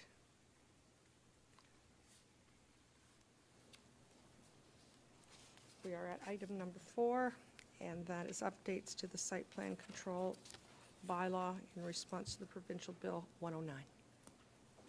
Thank you, Madam Mayor. The next item from Development Services, as you've indicated, is a response to Bill 109. Now, this report is asking Council to amend the site plan control bylaw to direct, as directed by the province, to delegate approval authority for all site plan matters to staff. The second amendment is to amend the site plan control bylaw to permit staff to request future applicants to come and make a public presentation to Council before staff would deem the application complete. Now, amending the site plan control for delegated approval to staff is mandated by the province and will implement on July 1st of this year. Failure to do so may result in all site plan matters to be heard and decided at the tribunal level at the cost of taxpayer and external lawyers' fees. Now, there are no immediate financial impact, but staff will keep a close look at this matter, and if there's sufficient resources required in all departments and will keep up with the province's timeframe, staff will report back to Council. I'm happy to answer any questions on this matter. Thank you very much. Questions? Councillor Crone, go ahead, please. Thank you, Madam Mayor. Through you to Mr. Cook. I appreciate the memo that you put together and your efforts. There is one line in there that kind of jumped out at me. It said that there are no immediate financial implications. I hope you're right with this. I would just encourage you and the rest of staff to keep an eye on this if we have to ramp up our staffing to accommodate the new guidelines under Bill 109. I fear that in the future it may become a financial consideration for us, but for the meantime, just keep an eye on it for us. Thank you. Any other questions, comments? I'm not seeing any. Councillor Crone, would you move that? Sorry, Councillor Crothers, would you have a question? Okay, thank you. Second, thank you. All those in favor? And that's carried. Okay, next item, please.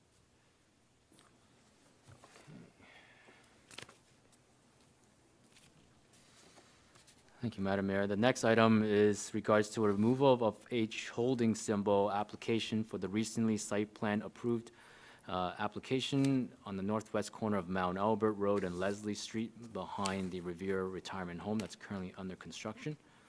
As you may recall, the site plan application was last discussed in April 20th council meeting, where the applicant took council's comments into consideration and provided additional improvements to the regional trails and connections to Ladder Park, and as well as additional green space. By lifting the holding provisions on these townhouse blocks, this will allow the application to move forward for constructions of the townhouses behind the Riviera Retirement Homes. Happy to answer any questions related to this item. Thank you very much. Questions? Councillor Roy DiClemente, go ahead, please. Thank you, Madam Mayor. I guess I have some concerns about perpetuating the issue we have with respect to servicing. So we have an approved plan of subdivision for Countrymen and Festival Court subdivision that cannot be completed because there's no allocation available. Then we're going to move over and take some allocation and start another part of the community. If you look at the proposed site plan, they're scattered amongst the streets. They're perpetuating the issue of subdivisions and communities that are fragmented and not complete. I'm a little bit concerned about how this is going to impact not only the people who would be buying those new homes, then having to live in them until the problem of servicing is resolved, and then they have to go through the whole process of having townhouses and other things built right beside them and across the street from them. I feel like we're just perpetuating our servicing problem rather than trying to actually address them. Let's finish one thing before we start another. comments?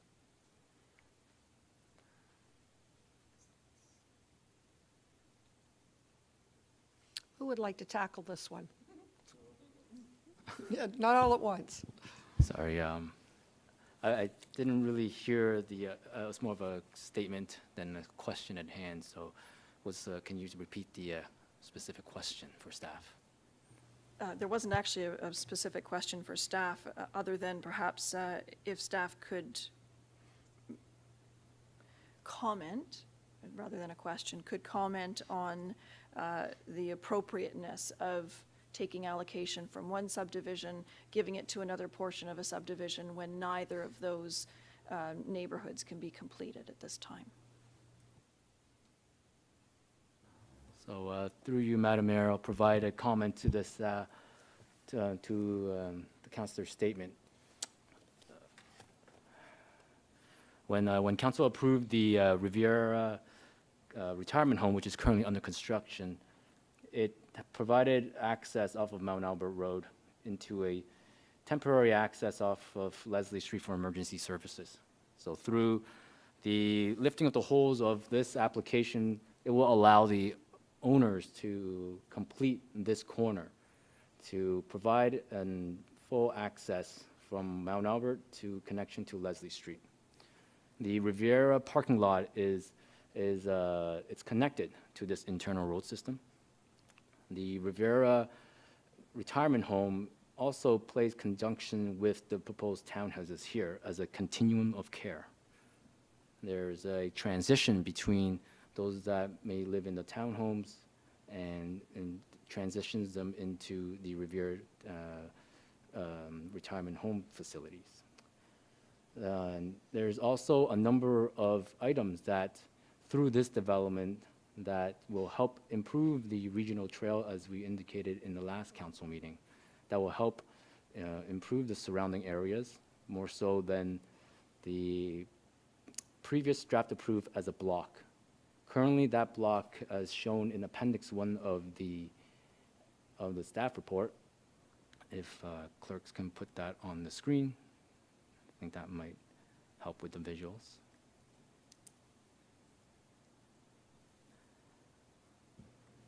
Through Madam Mayor, just bear with us for a moment. We're just going to retrieve the appendix. Thank you. Okay, I'm just going to share that on the screen.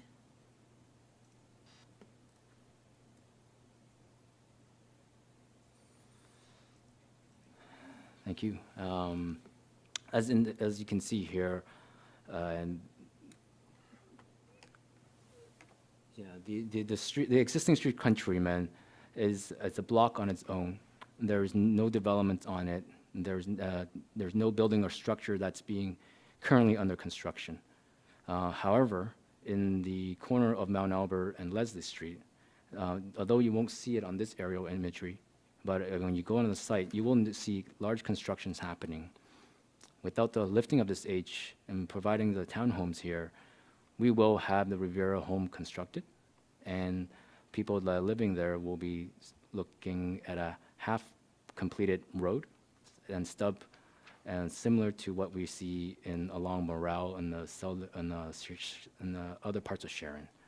So I believe it's important for this community to finish in this corner, and I think it's appropriate to transfer the allocation for community benefits of these additional green space we talked about in the April 20th meeting, that we've got through this application, as well as allowing the connection for the Riviera retirement home to stay intact with this proposal, which goes hand in hand as a continuum of care. So, back to you. Thank you. Thank you. Councillor Roy, go ahead, please. Thank you. Madam Clerk, if you could put Appendix 3 up on the screen, perhaps I can comment further. For me, the challenge is, if you look at those blue blocks, that's where they will build, and there are white blocks where they will not. And so we're essentially creating a fragmented neighborhood, whereas yes, the Riviera building is under construction, and the access road that comes off Mount Albert Road can be built, and the access into the parking lot can be made without having to build any of those townhomes. I believe the applicant is not planning to build the townhomes that are actually adjacent to the Riviera building, the ones that are closest to Mount Albert Road, if I'm not mistaken. So they weren't even on the table. So for me, and I'm only one voice at the table, of course, but for me, it just seems to me that we're perpetuating the idea that we're building subdivisions that we can't finish. And whether we do Countryman first or we do this first, they should be done all at once rather than piecemeal. Thank you, Madam Mayor. Thank you. I'm wondering if we should go back to this. Clearly, we need to be speaking to the developer and understanding what their long-term plans are here. We know that they are going to have difficulty completing it all at the same time. There is no indication from the region at this time that there is any further allocation being given to East Gwillimbury or other municipalities for that matter. But perhaps what we should be doing is planning to have a meeting where staff can understand, council can understand and staff can share the answers to some of the concerns about an incomplete community. We all know that many subdivisions are built at different times, and they start at one end of the street and they work their way down, and sometimes there's a house by a model that doesn't get built right at the same time. People move down. But ultimately, we don't want to have people living in houses completed and finding out or knowing that they have the house next door is not going to be completed for a period of time. And we continue to work with the region to understand what the long-term plan is going to be for more allocation. However, there's nothing definite at this time, and I'm just not sure how our new residents how welcome they would be to the town with development going on beside them across the road, et cetera, for a period of time as opposed to one or two houses that get completed. Is that kind of some where you were as well? Thank you, Madam Mayor. Yes, right now we have issues with people who live in a townhouse on Beachboro, for example. There's a townhouse block across the street that has not been built for years and may not be built for years. And it's a challenge from a property standards perspective, from a community building perspective, from a neighborhood perspective, and I don't want to see us reintroduce these sorts of challenges because there isn't an allocation available. Let's deal with the servicing and not lift the H until we know for sure that it can be done in a more logical way. Thank you. Mr. Ventrcek? Madam Mayor, we do, Mr. Cook believes he has some additional information he'd like to share with you just before we make before you make a decision on what you'd like to do this evening. And certainly if your wish this evening is that this matter be referred back to staff for some further information gathering and review and brought back to you, we can certainly do that. But Mr. Cook does have some additional perspective he'd like to share before you get to that point. Very good. Thank you. Mr. Cook? Okay, through you, Madam Mayor. Just comment on Appendix 3, then the reasoning for the shaded areas to be dispersed it's to direct is to respond to a fire break lot comment from our emergency services. And from a servicing allocation perspective, we do have somewhat of a timeline from York Region within the Sharon landowners group. There is a tri-party agreement that's pending, and and a lot of the principle has been agreed upon. So we are finalizing that agreement, which allows this applicant to have majority of their units complete. As stated in the staff report, understanding that there will be about 17 units left, and but those 17 units, they would be at the request of the town's last 1,000 allocation reserve. However, but in terms of allocation from the region, that is being finalized. So a lot of those units that's not shown, or that's not highlighted on Appendix 3, technically could be highlighted, but it's just a matter of timing, and this is going to be more immediate than some of the other ones that we see in town.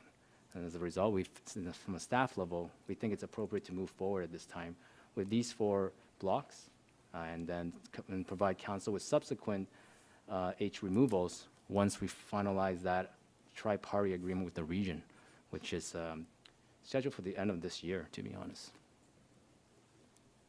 Thank you. Questions, comments? Councillor Foster, go ahead, please. I'm not sure, thanks, Madam Mayor. I'm not sure if I can muddy the waters anymore here, but I think I support what Councillor Roy DeClemente is saying, and I hopefully I'm not putting words in your mouth. I would like to see this go back to staff and then come back to us with some simple numbers that says, if there is an agreement pending, does that give them the allotment to complete either subdivision or the percentage of the subdivision that would be completed, and then this council can vote and decide which one should be completed first.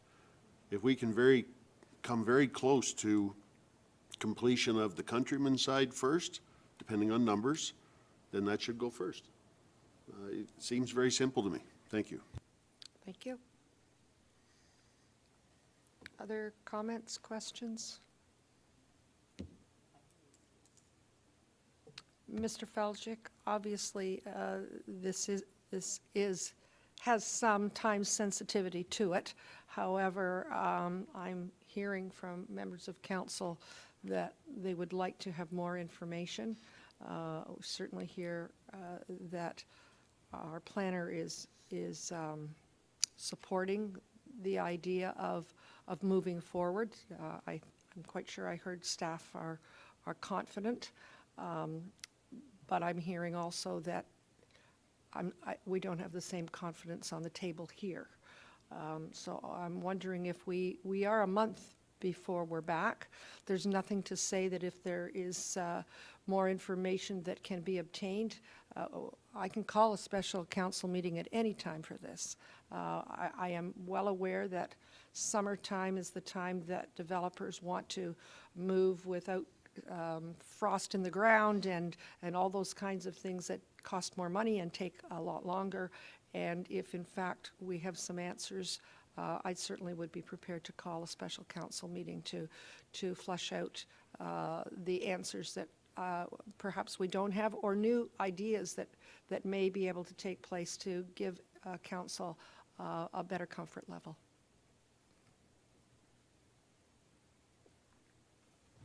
Madam Mayor, we will receive that back if council wishes to refer that back to us. You have heard staff's perspective and recommendation, and we respect the fact that council's looking for some increased level of information and assurance on what the numbers are, what the phasing is, and what the rationale is for that approach over another approach. And so we will come back and we'll provide you with additional information and perspective in that regard, and hopefully enough that will enable you to make your decision. Thank you very much. I think it's more information that we do need, and all of us have been here long enough to see streets that are half-built and frustration of new residents.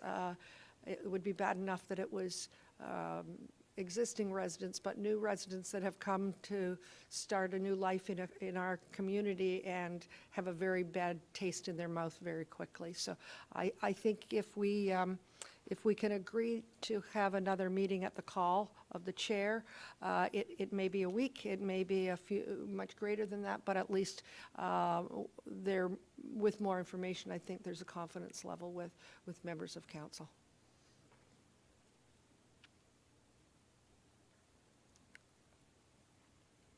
Councillor Roy DeClemente, go ahead, please. Thank you, Madam Mayor. I was going to propose that I will move that we receive the report, that we amend the second clause to say that council refer the matter of removing the H symbol back to staff for more information regarding the allocation timing and the rationale of for the applicant's proposed phasing, and that we endorse the proposed street names. Thank you. Sorry, did you catch that well? I should have waited until you were finished discussing. Madam Mayor, thank you. No, that's certainly, staff would be supportive of that approach, for sure. Thank you. You're moving that. Could I have a seconder? Councillor Persicini, all those in favor? And that's carried. We are on item 6, and that is the draft plan of condominium applications, common elements and standards of condo. Thank you, Madam Mayor. And the last item from the planning branch is the draft plan of condo applications from Averton in the Mount Albert community. Now, no new units or amendment to this or any town standards are being requested here. The proposed application is a legal process to require in order for the owner to establish the condo corp and establish what the future owners may own and versus shared, who is responsible for what future maintenance. These conditions has been it's drafted for all future sales and purchases that indicate what these responsibilities are for these future residents. I'm happy to answer any questions related to this item. Thank you, Mr. Cook. Questions? Councillor Crone, go ahead, please. Thank you, Madam Mayor. Mr. Cook, just help me understand this, this agreement is that, in part, the condo corporation will be responsible for the testing, so they'll be part of the Safe Drinking Water Act, so they'd be responsible for all water testing. They're responsible for the water meter reading, so they would have their own water meters.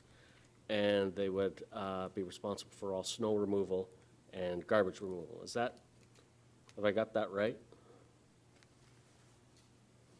Through you, Madam Mayor, I'll defer that question to Mr. Mike Molinari, please. Through you, Madam Mayor, to Councillor Crone.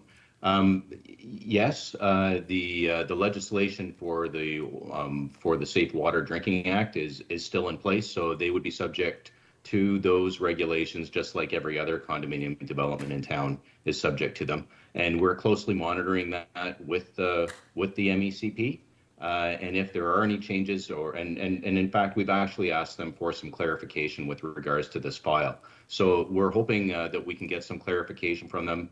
Maybe there'll be some relief with respect to that in the future. At this point, we aren't certain of that, but when we know, we will certainly let council know what that is. And with regards to waste collection, it's the same as for every other condo. It's private property. But the town can go in and collect in areas where our garbage truck can safely get in, turn around and do so. And in this particular site plan, there are areas where the town could collect if the condo corp wished us to do that on their behalf. So there are sections of the plan that are not the mixed use areas. They have collection through mollusks system. So the town wouldn't be collecting for the mixed use area, but we could collect in the areas that would be basically the same as our curbside collection program everywhere else in town. So I think that summarizes the servicing concerns that you noted. Okay, thank you for that, Mr. Molinari. And I appreciate that there is some uncertainty with what's going on with the province and bringing clarity to their legislation. I know that's beyond our control, so I certainly wouldn't hold you accountable for that. I just where I struggle with all this is and it's really no fault of the developer. You know, we have another condo corporation right across the street that are, you know, they've been very vocal about some of the what they feel are the shortcomings of the arrangement that was made. So I know at the end of the day, after everything's sold and we're left holding the bag and having to keep everyone happy if we can. And maybe, Mr. Cook, this question is for you through you, Madam Mayor. How explicit were during the sales process?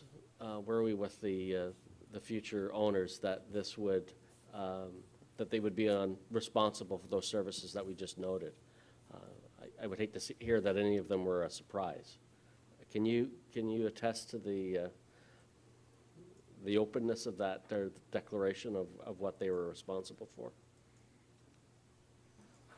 Through you, Madam Mayor, typically, I have not seen the actual condominium condo declaration that usually comes through as part of the clearance of conditions. So I have not personally seen that, nor was I in a sales trailer. I've seen a picture of a sales trailer, so in terms of what the marketing materials may be implied here. However, as part of the conditions that we're proposing here tonight is to put all that material and provide full transparency to all future homeowners about the future maintenance of these facilities for these condos. Okay. Thank you. Any other questions or comments? Councillor Roy DiClemente, go ahead, please.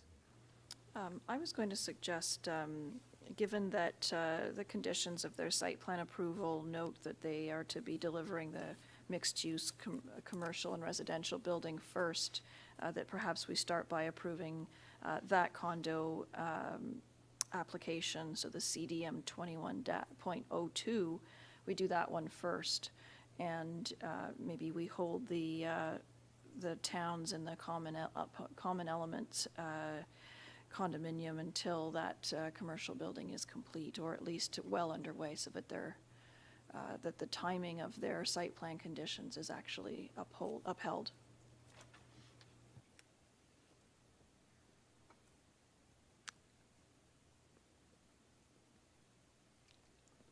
I'm looking at people on council who I'm not sure understood exactly where you were going or where you ended. So staff are asking for us to provide two condo corporations. There's one for the commercial mixed use, and there's another for the townhouses in behind, the exclusively residential.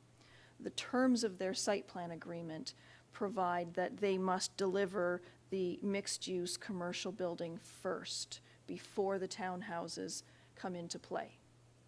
So, while we are being asked to approve two condominium corporations, my suggestion is that we approve the first one, because that's what they're supposed to be doing under the terms of their site plan agreement. Quite frankly, the townhouses, this won't come as any surprise, there are 10 units that still require servicing. So even then, we're still not building a complete community. So that was my suggestion. I'm happy to hear my colleagues' comments, but that would be my suggestion, is let's do one now and then bring the other one back to us later. I'd like some comments from staff. It sounds good, but we're not planners. And so I want to make sure that we don't tie the hands of our staff in something that they cannot deliver at the end of the day, or delivering it will cause issues. It may be something that we want to have an answer at our next meeting rather than make a decision tonight. I don't know. Mr. Ventrcek, any direction with this one? Madam Mayor, I just would perhaps ask Mr. Cook if he has anything in terms of planning perspective that he's comfortable sharing at this point, or if he would prefer, we can certainly, again, report back with further perspective and information at the next meeting. So perhaps I'd just ask Mr. Cook if he'd like to share anything else at this time. Thank you. Mr. Cook, would you like to share anything at this time, or would it be preferable that this was on our next agenda or a future agenda, that we might have more information at that time? Through you, Madam Mayor, I can attempt to provide a comment on this matter. Go ahead, please. So if we can take a look at Appendix 2 of the staff report. Actually, Appendix 3 would be best.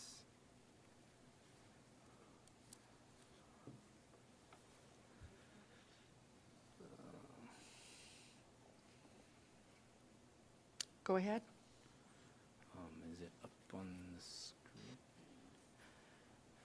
Okay, though it's difficult to see, but this is the standard condominium for the mixed-use block that's being referred to. Let's consider this one, but not the remainder of the site.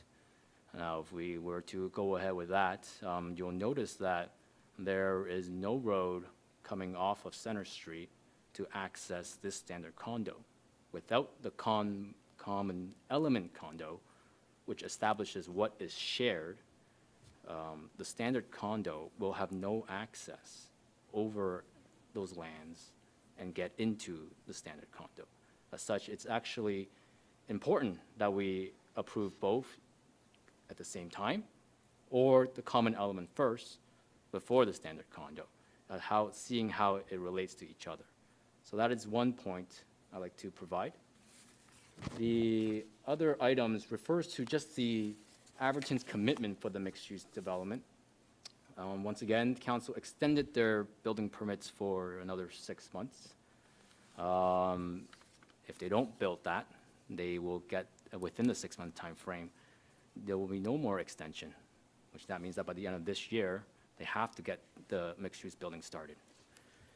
Failure to do so, they will get their building permits fees they will lose 55% of their already paid building permit, which is substantial amount of dollars here we're talking. And the applicants has already paid almost $1 million in DCs. So there's a lot of financial commitment here. And it's my understanding from Averton that they're looking to do a groundbreaking ceremony by the end of this month for the mixed-use block. And then they also provided to council at the previous meeting when they requested for the extension, a timeline of their commitment for the mixed-use building. So planning staff is confident that Averton will continue with the building permit within the next 6 months. Otherwise, there's lots to lose on their end. But going back to the condo registration, it is important to establish the common element first for the road, as well as the associated infrastructure that might be underneath those roads, and to service that standard condo. So, thank you. Go Thank you ahead, for that. please. I appreciate that. Thank you very much. That does help understand it a little bit better. And if staff are confident that this is the way to go, then I'm fine to proceed at this time. Thank you. Any other questions, comments? Could I have a mover and a seconder, please? Councillor Persicini, Councillor Morton, all those in favor? And that's carried. Are there any other items for Development Services Planning Branch? Not at this time, Madam Mayor. Thank you very much. We'll move along to item J, and that is Community Parks, Recreation, and Culture. And I believe General Manager Carbison may be with us at this point. Yes, thank you, Madam Mayor. Through you, Madam Mayor, this report that's been prepared today is a mid-year budget request for the design of 2 park projects that were previously presented to Council: the Soldiers Bay Educational and Recreation Pier and Oriole Wilderness Park. Both projects are development charge funded, and we have confirmed with Finance sufficient funding available at mid-year to fund both projects. Be happy to answer any questions related to either project. Questions? Councillor Crothers, go ahead, please. Thank you. I'm very excited about these 2 projects, so they're both very unique, and it's in a historically underserved area of our town. So I thank you for bringing these forward. And I would add, perhaps we could look at some native pollinators, plantings in the wilderness park. I'm happy to move this, Madam Mayor. Thank you. Go ahead. Thank you, Madam Mayor. I'd just like to go on record again saying that while I support the design of both these, the wording for the Soldiers Bay Educational and Recreation Pier says non-motorized recreational boat launch with possible motorized boat launch and snowmobile access to be determined. As I said before, I do not support providing recreation by taking other recreation away. I've said that before here. The The artist rendering of what it may look like does not provide any parking for a vehicle with a trailer. So there needs to be work done there if you were going to let someone back in with a trailer. Right now, they currently park half of the vehicle or the trailer under the bridge, which may not work well, but you need to provide parking for someone with a vehicle and a trailer if they are going to leave there on a snowmobile or with a motorized boat. Again, it's been used for both those reasons for years and years and years. I think that we really need to look at the design as we work through this. Thank you. Thank you.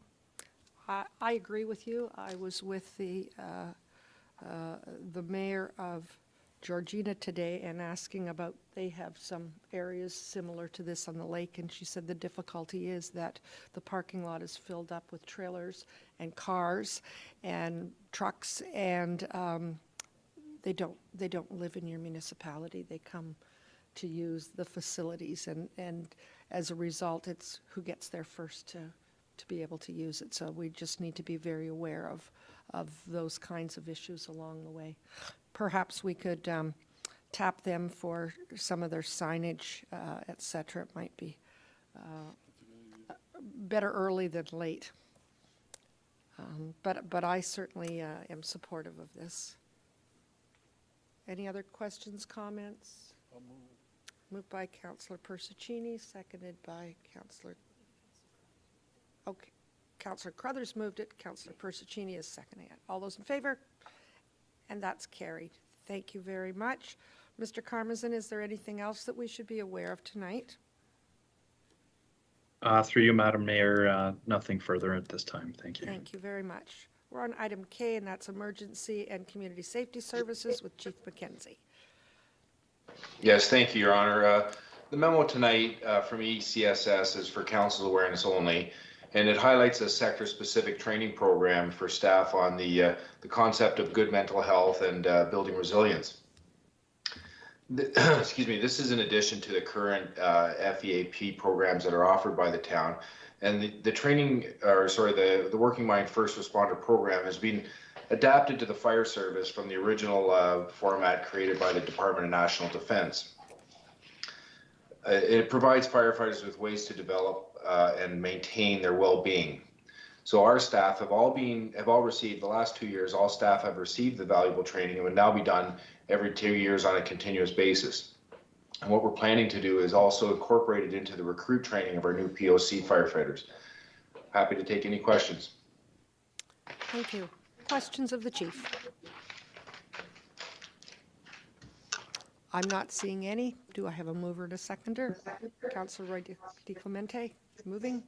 Seconded by Councillor Foster. All those in favor? And that's carried. Chief, do you have anything else for us this evening? Thank you, Your Honor. Yes, I do. One quick verbal update.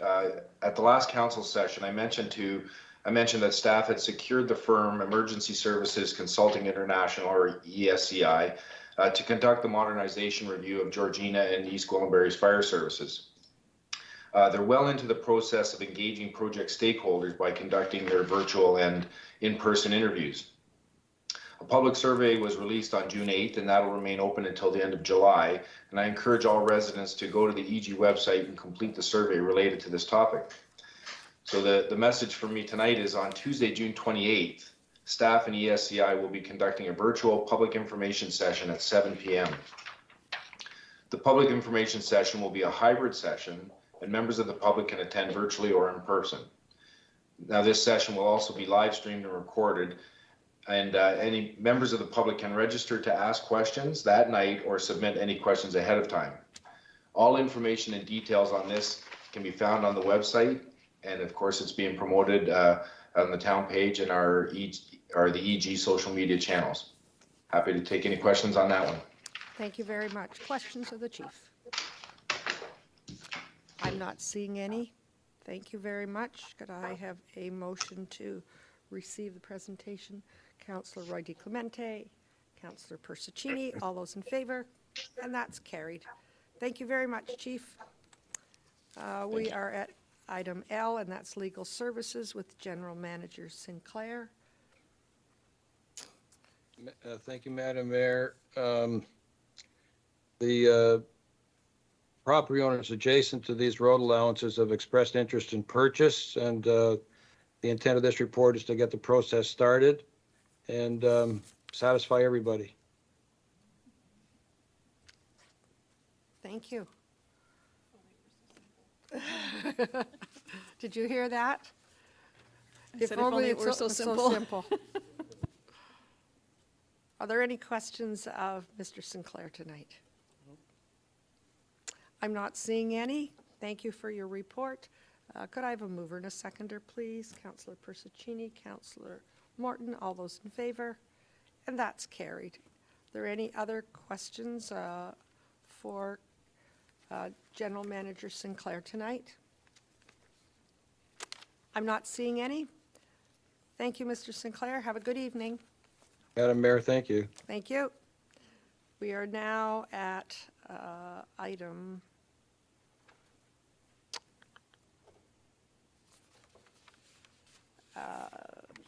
under administration, Deputy CAO, is there any announcements or verbal updates?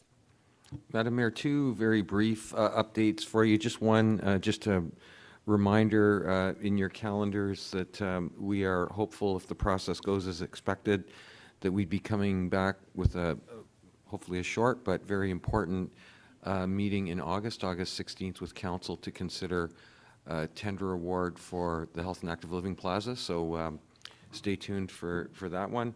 The second item is just as part of our ongoing review of various areas of our operation as we continue with our future planning and make sure that we are adequately resourced and have the right processes and systems in place to succeed as we grow. One of the areas of review this year is our human resources area. And so just wanted to advise council members that as part of that outreach process, the consultant will be likely reaching out to meet with you folks and just sort of garner your perspectives as part of that review process. So just so you can expect that to happen in the coming weeks. So that's all I have under administration at this time, Madam Mayor. Thank you very much. Any questions? Mr. Ventrcek? Not seeing any. Could I have a motion to receive his information, please? Councillor Crone, Councillor Foster, all those in favor? And that's carried. We are at item N, and that's corporate services. And Deputy CAO, is there any announcements or verbal updates in this regard? Madam Mayor, I do have one. With your permission, I'd like to make a staff introduction. We've had a lot of discussion with earlier reports this evening stressing Council's interest and priority on environment and environmental initiatives. And I'm delighted to indicate that we have successfully recruited Christina Ross.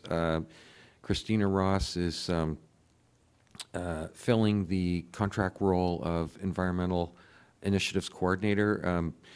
As you will recall, in the 2022 budget process, Council identified an initiative that they wanted to pursue. We set aside funds to provide for this position to help us move forward our environmental agenda as a town. Christina goes by Chris, and Chris is both internationally educated and internationally experienced. We're very, very fortunate to have her join us. So with your permission, Madam Mayor, I'm just going to ask Christina just to make a few brief comments and also to let you know that she will be reaching out to have individual meetings by ward with you just to introduce herself in more detail and get your perspective and ideas as well. But with your permission, I might just ask her to say a few words to you. Christine, come on up, please. Chris, good to see you again.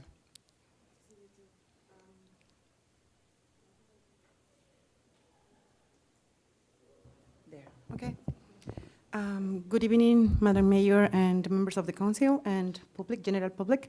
I am very happy and excited to be here, and in the meantime, I'm proud and humbled for being able to be part of this family. And yeah, my name is Cristina Ross, and I come from a little country in Latin America called Ecuador, and very different from what Canada is. But I have had the privilege, I would say, and being lucky enough to have my education in Ecuador. I did my bachelor's in ecotourism there, or nature-based tourism, and then I had the chance to do my master in Argentina in sustainable development, and afterwards I went all the way around the globe to Australia to do my master in environmental management.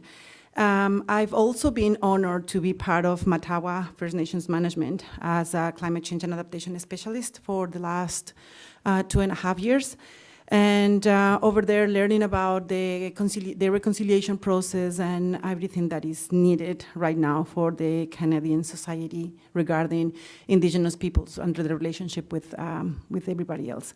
I have a interesting background in terms of where I'm coming from. I'm Ecuadorian, Colombian, my father is Chilean, and I have been working in Australia and Canada and Ecuador. So it's kind of, I have that kind of movement in my life, but I'm ready to settle down and I'm happy to be here. And please, I'll be reaching out in the next days to meet with everybody and to see what is there for the environment in EG.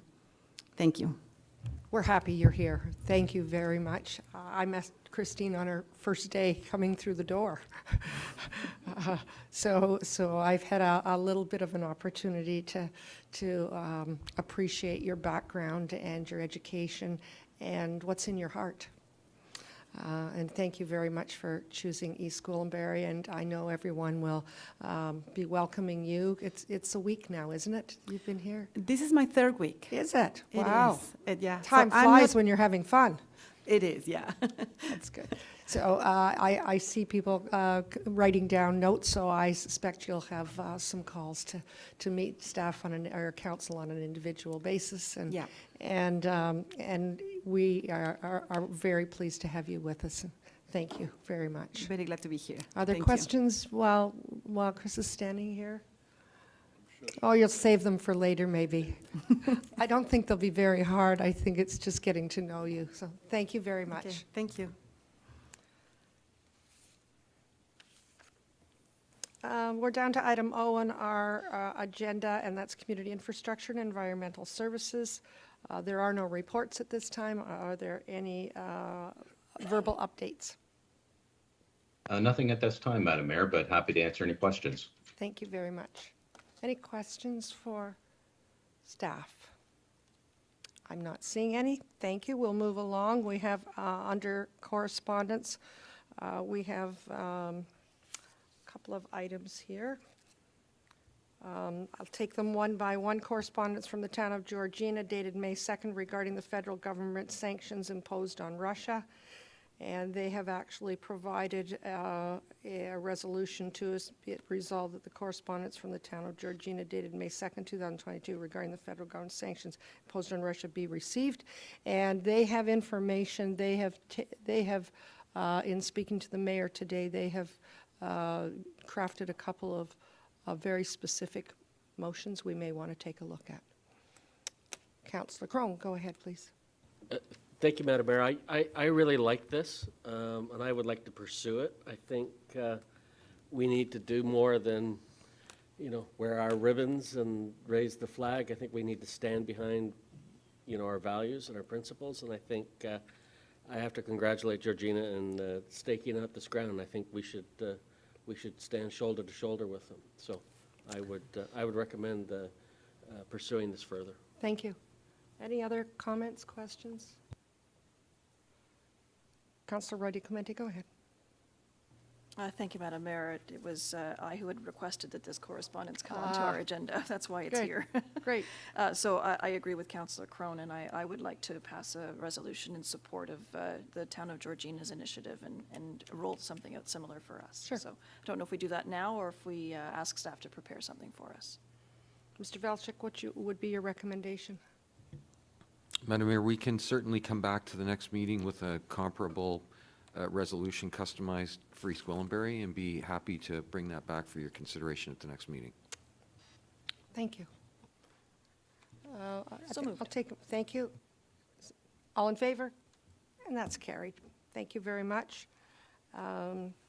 We are now at correspondence from Al Boyden requesting a temporary road closure for Burchard Boulevard in Mount Albert. They're going to have a street party. I have a feeling we're going to have a lot of these requests. I think streets are ready to meet their neighbors and get outside and enjoy it. So I think I would say it's right on the street.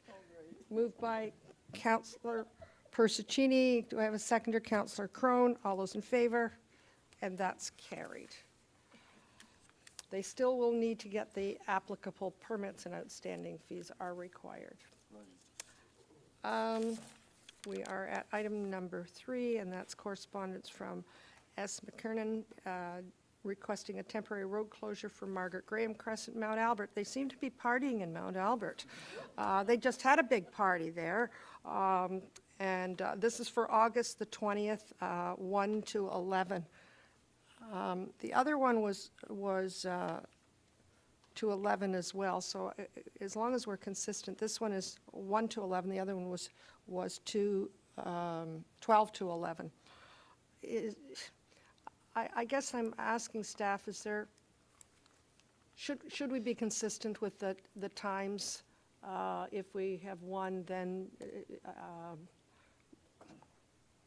we keep them the same along the way? Just a thought.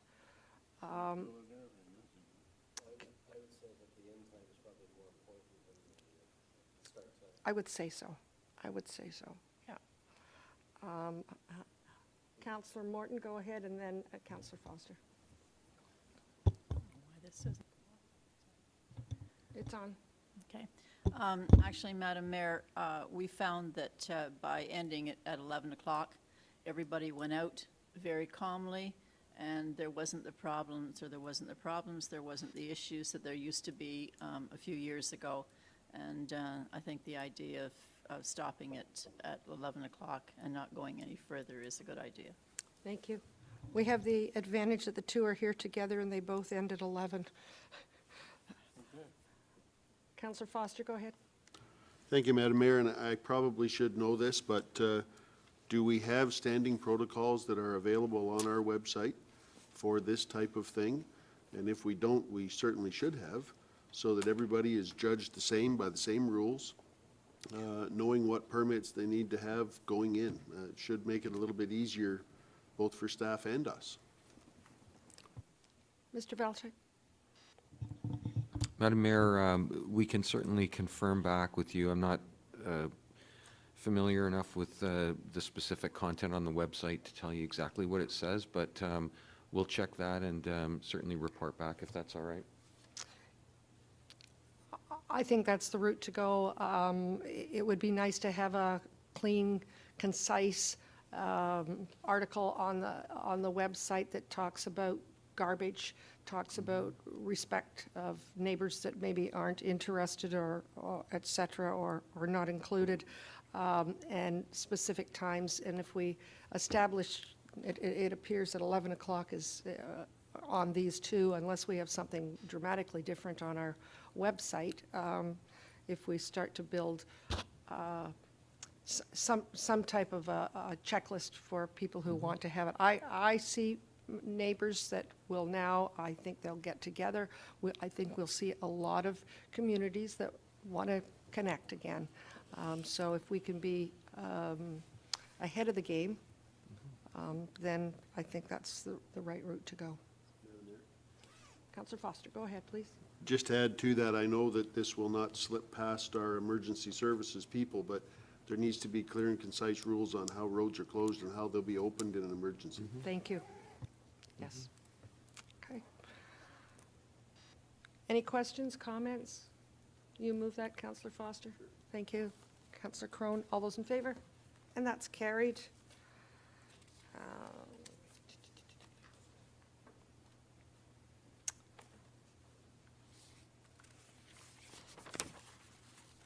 All right, there we are. Number 4, correspondence from Mr. Cole President of the Municipal Engineers Association, regarding the retention of professional engineers at Ontario municipalities.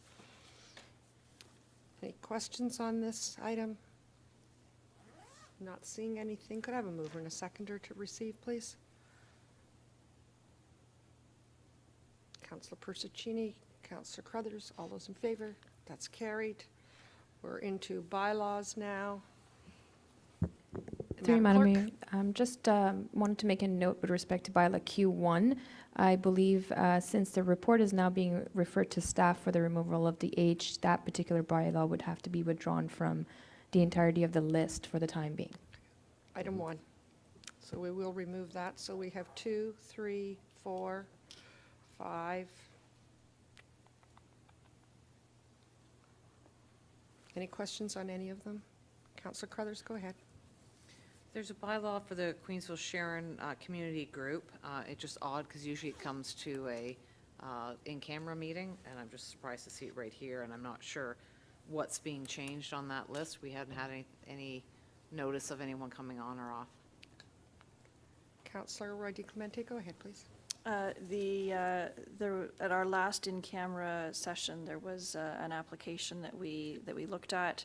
The individual was invited to the most recent community group meeting and is anxious to get started. The challenge with timing is that they want to be involved in the planning of the event this summer and cannot do so unless they're on the committee. And since it was just an addition rather than a subtraction, both Councillor Persicini and myself made a request to the clerk's office to have the bylaw updated through this process. Thank you. I'm wondering if in the future we could just have a report on that so we know what it is that's coming to us. Thanks. Thank you. And down to... Through you, Madam Mayor, you just need a mover and a seconder for bylaws. Thank you. Councillor Persicini, Councillor Martin, all those in favor? That's carried.